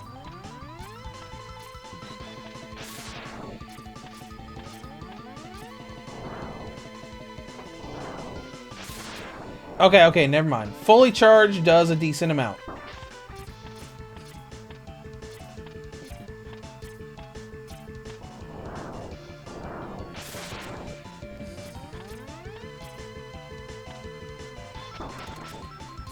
I have a feeling we're gonna have to like learn this thing by heart.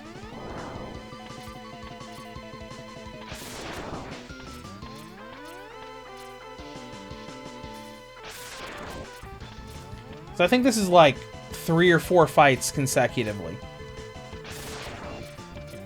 At the very least,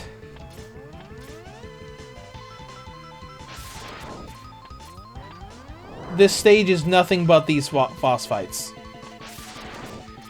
So if we lose and get a game over, not a giant issue. Even though we probably should have gone back to grind someplace to, Alright.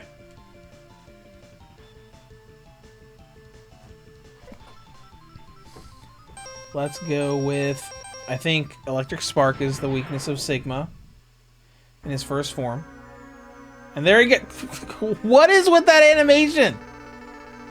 Excellent job, X. I see why Zero counted on you. You are almost as good as a hunter as I was. Yeah, because Sigma was a Maverick Hunter at one point. But the time of your destruction has arrived! And interestingly enough, the continuity kind of like is messy with Sigma's life as a Maverick Hunter. Because you see the artwork on the right-hand side of the screen, like outside of the game, the scars over his eyes. Capcom keeps changing. Oh yeah, he's got a lightsaber.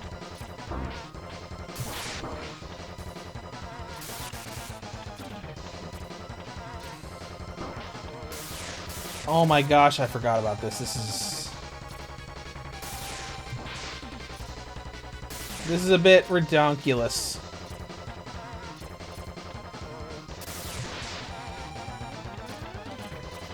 Okay, this might not be too bad. Can he reach me up here?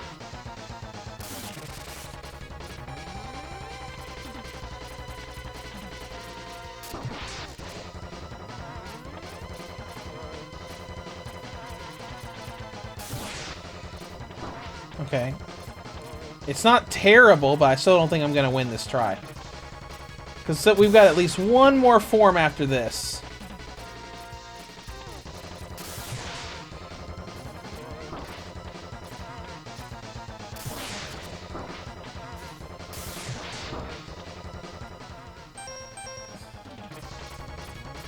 And we're out of energy for Electric Spark now. That definitely was his weakness, because I'm not doing crap to him now.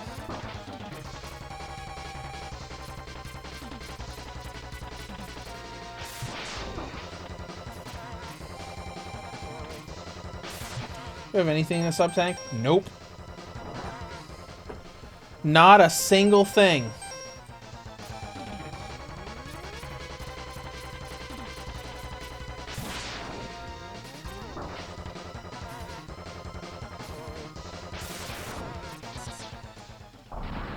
Okay, good. Form 1's done, and I'm gonna lose the second form. Guaranteed.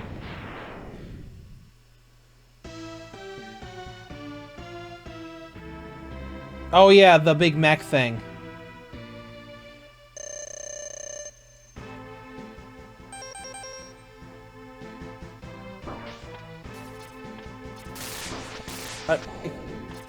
Do you mind? Yep, there I go. And we had 0 lives, so no checkpoints for us. There aren't any enemies there.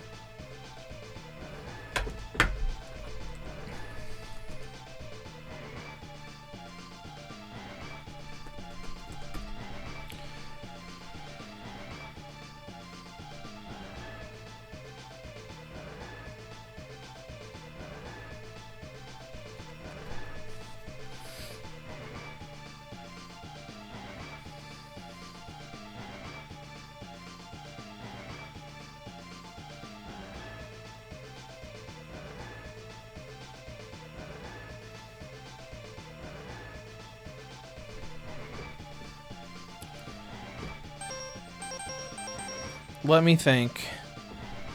I'm trying to find a good spot to fill up.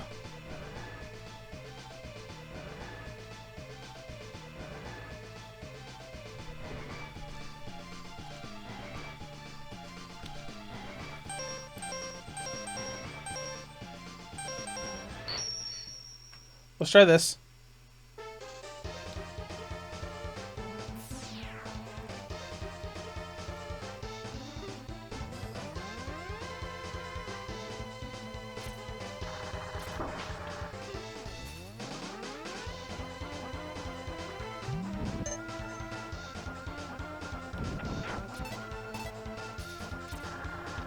Okay, this isn't bad. But how?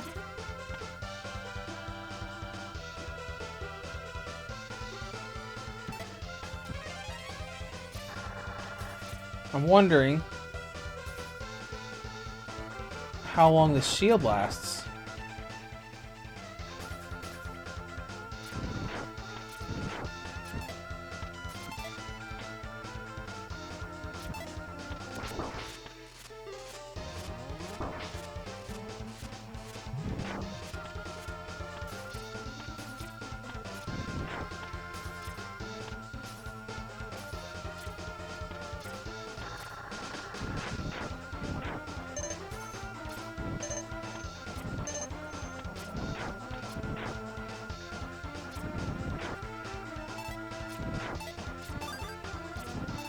Okay, here we go. Here we go. This is pretty good.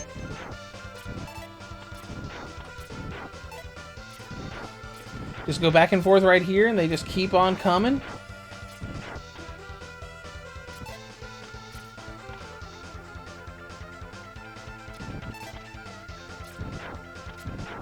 How are we doing? All right, we're almost halfway there. So with no sub-tank there before, we got through the Dog and Sigma first form. So with if we can get all of our sub-tanks full from this,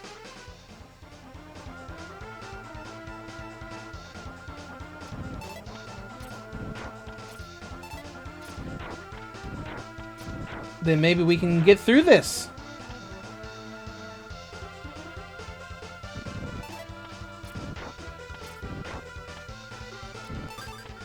I didn't know about this great grinding spot for hell. This is great. I thought it was gonna be way longer than this. Third sub-tank's done. Fourth one's well on the way.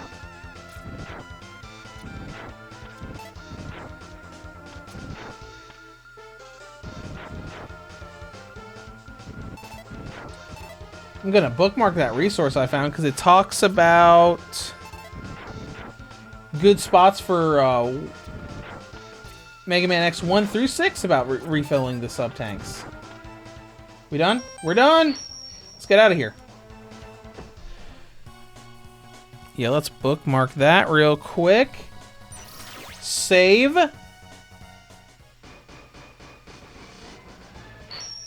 Let's try this again.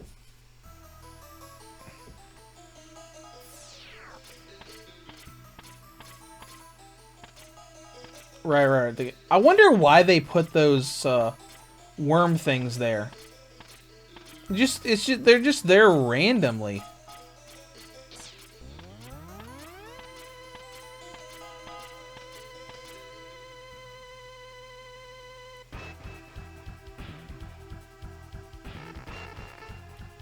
Oh, okay. We're gonna redo the story stuff. Gonna fight the doggy again.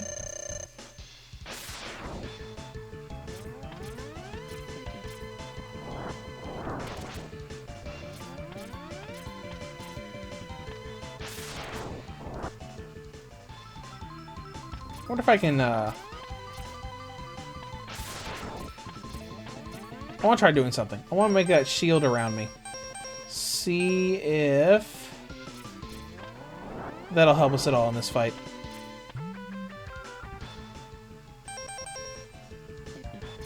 Oh, boo. The moment I switched over to the Buster, the shield just went away.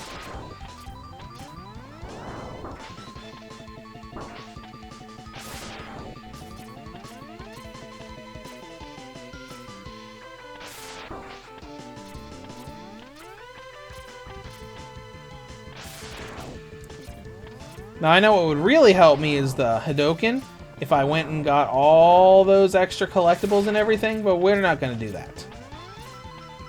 It would be cool because the Hadoken, if it works the same way it does in the remake, it would one-hit KO literally anything.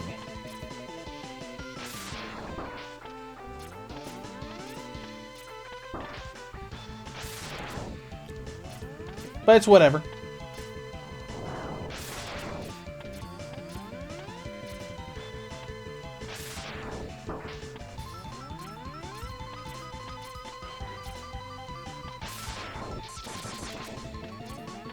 I think I'm doing worse against the dog now.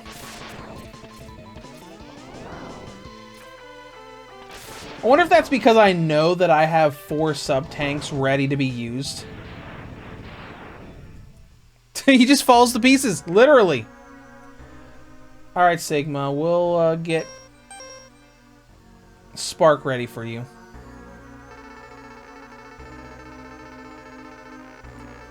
Yeah. Let's just fight. With your lightsaber. Which admittedly is kind of cool.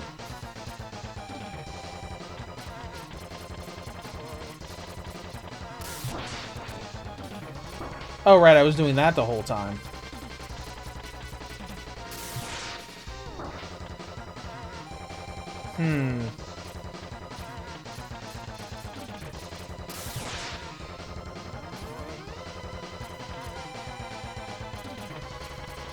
Come and get me, buddy.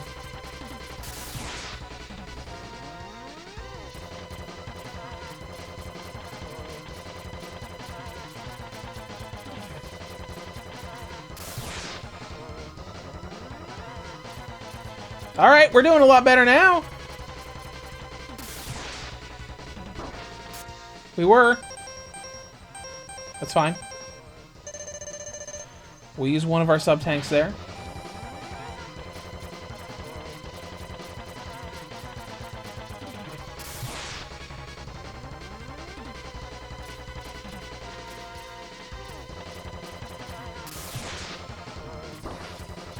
Starting to get weird inputs too. Where the controller's not responding super well to the jump inputs. It's fine. Oh. It literally let me charge up when I had no energy. That is messed up. That's real messed up. Alright, let's go ahead and start the freaking Egyptian thing. The leopard or panther mech. Let's go with you for now.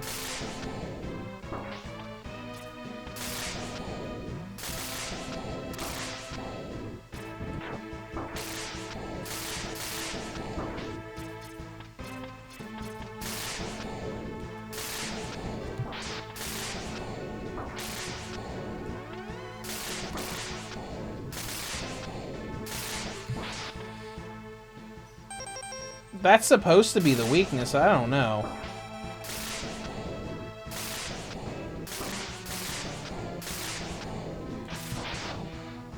Yep, that's the weakness. Holy crap.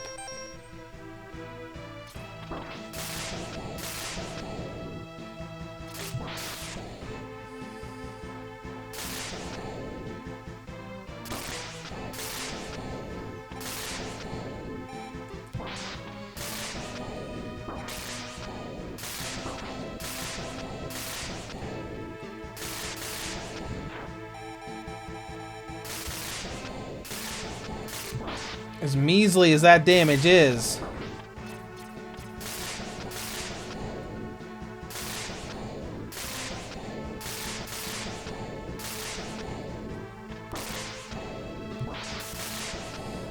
It's doing more than a full charge is doing.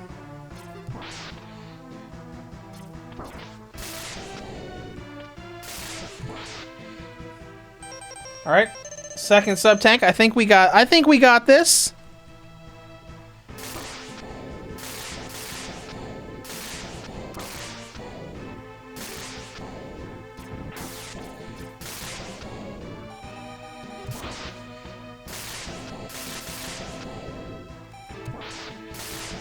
All right, there we go. Oh my gosh. It keeps knocking me off.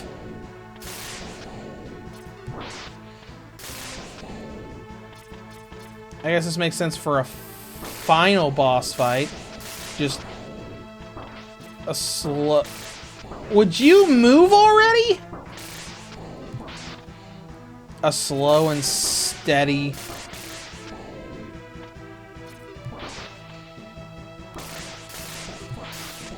All right, we're almost there. A couple more hits, I think.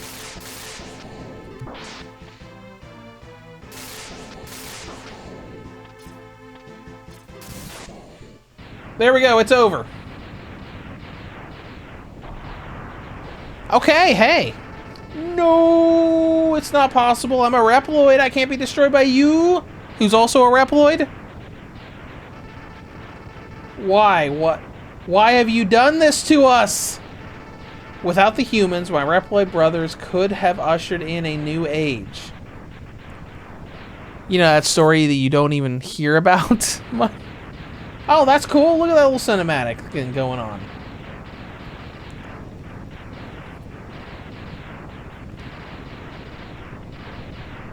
And his whole fortress just...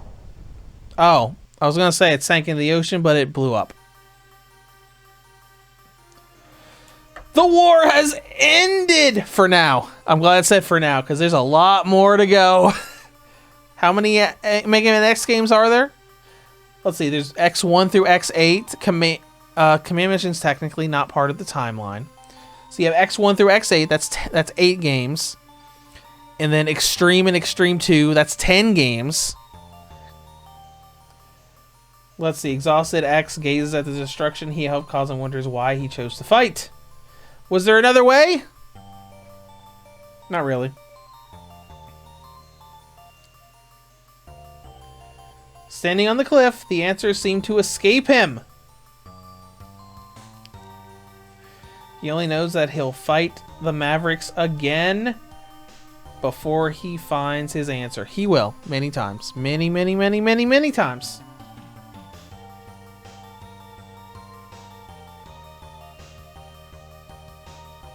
How long will he keep fighting? How long will his pain last?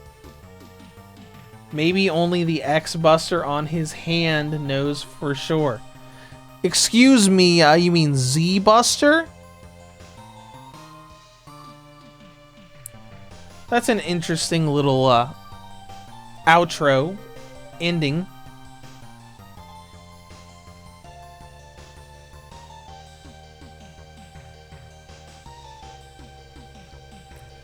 Alright, so are we done?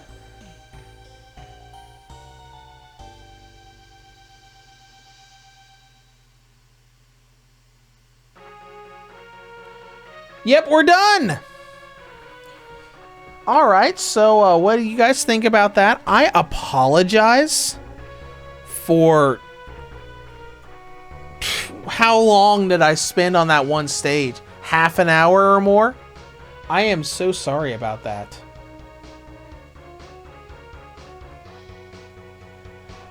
But hey, this was the part of this series. Hopefully, it's probably going to get harder from here on out, at least for a little while. X4 will be easy, but I don't know about X2 and X3.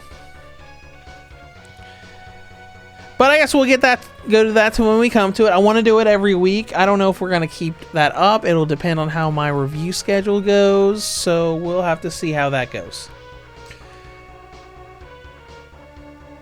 But anyways... Oh yeah, we got Chill Penguin. But anyways, this has been Mega Man X1. I'll hopefully be back next week for Mega Man X2. And we'll go from there. It'll be a nice little, like... Oh my gosh. How many weeks series? 8 X games, plus the Extreme games. That's 10 weeks. 14 weeks, at least. But yeah, I'll be back soon. And if you manage to watch this whole thing, thank you very much. And as always, have a great day.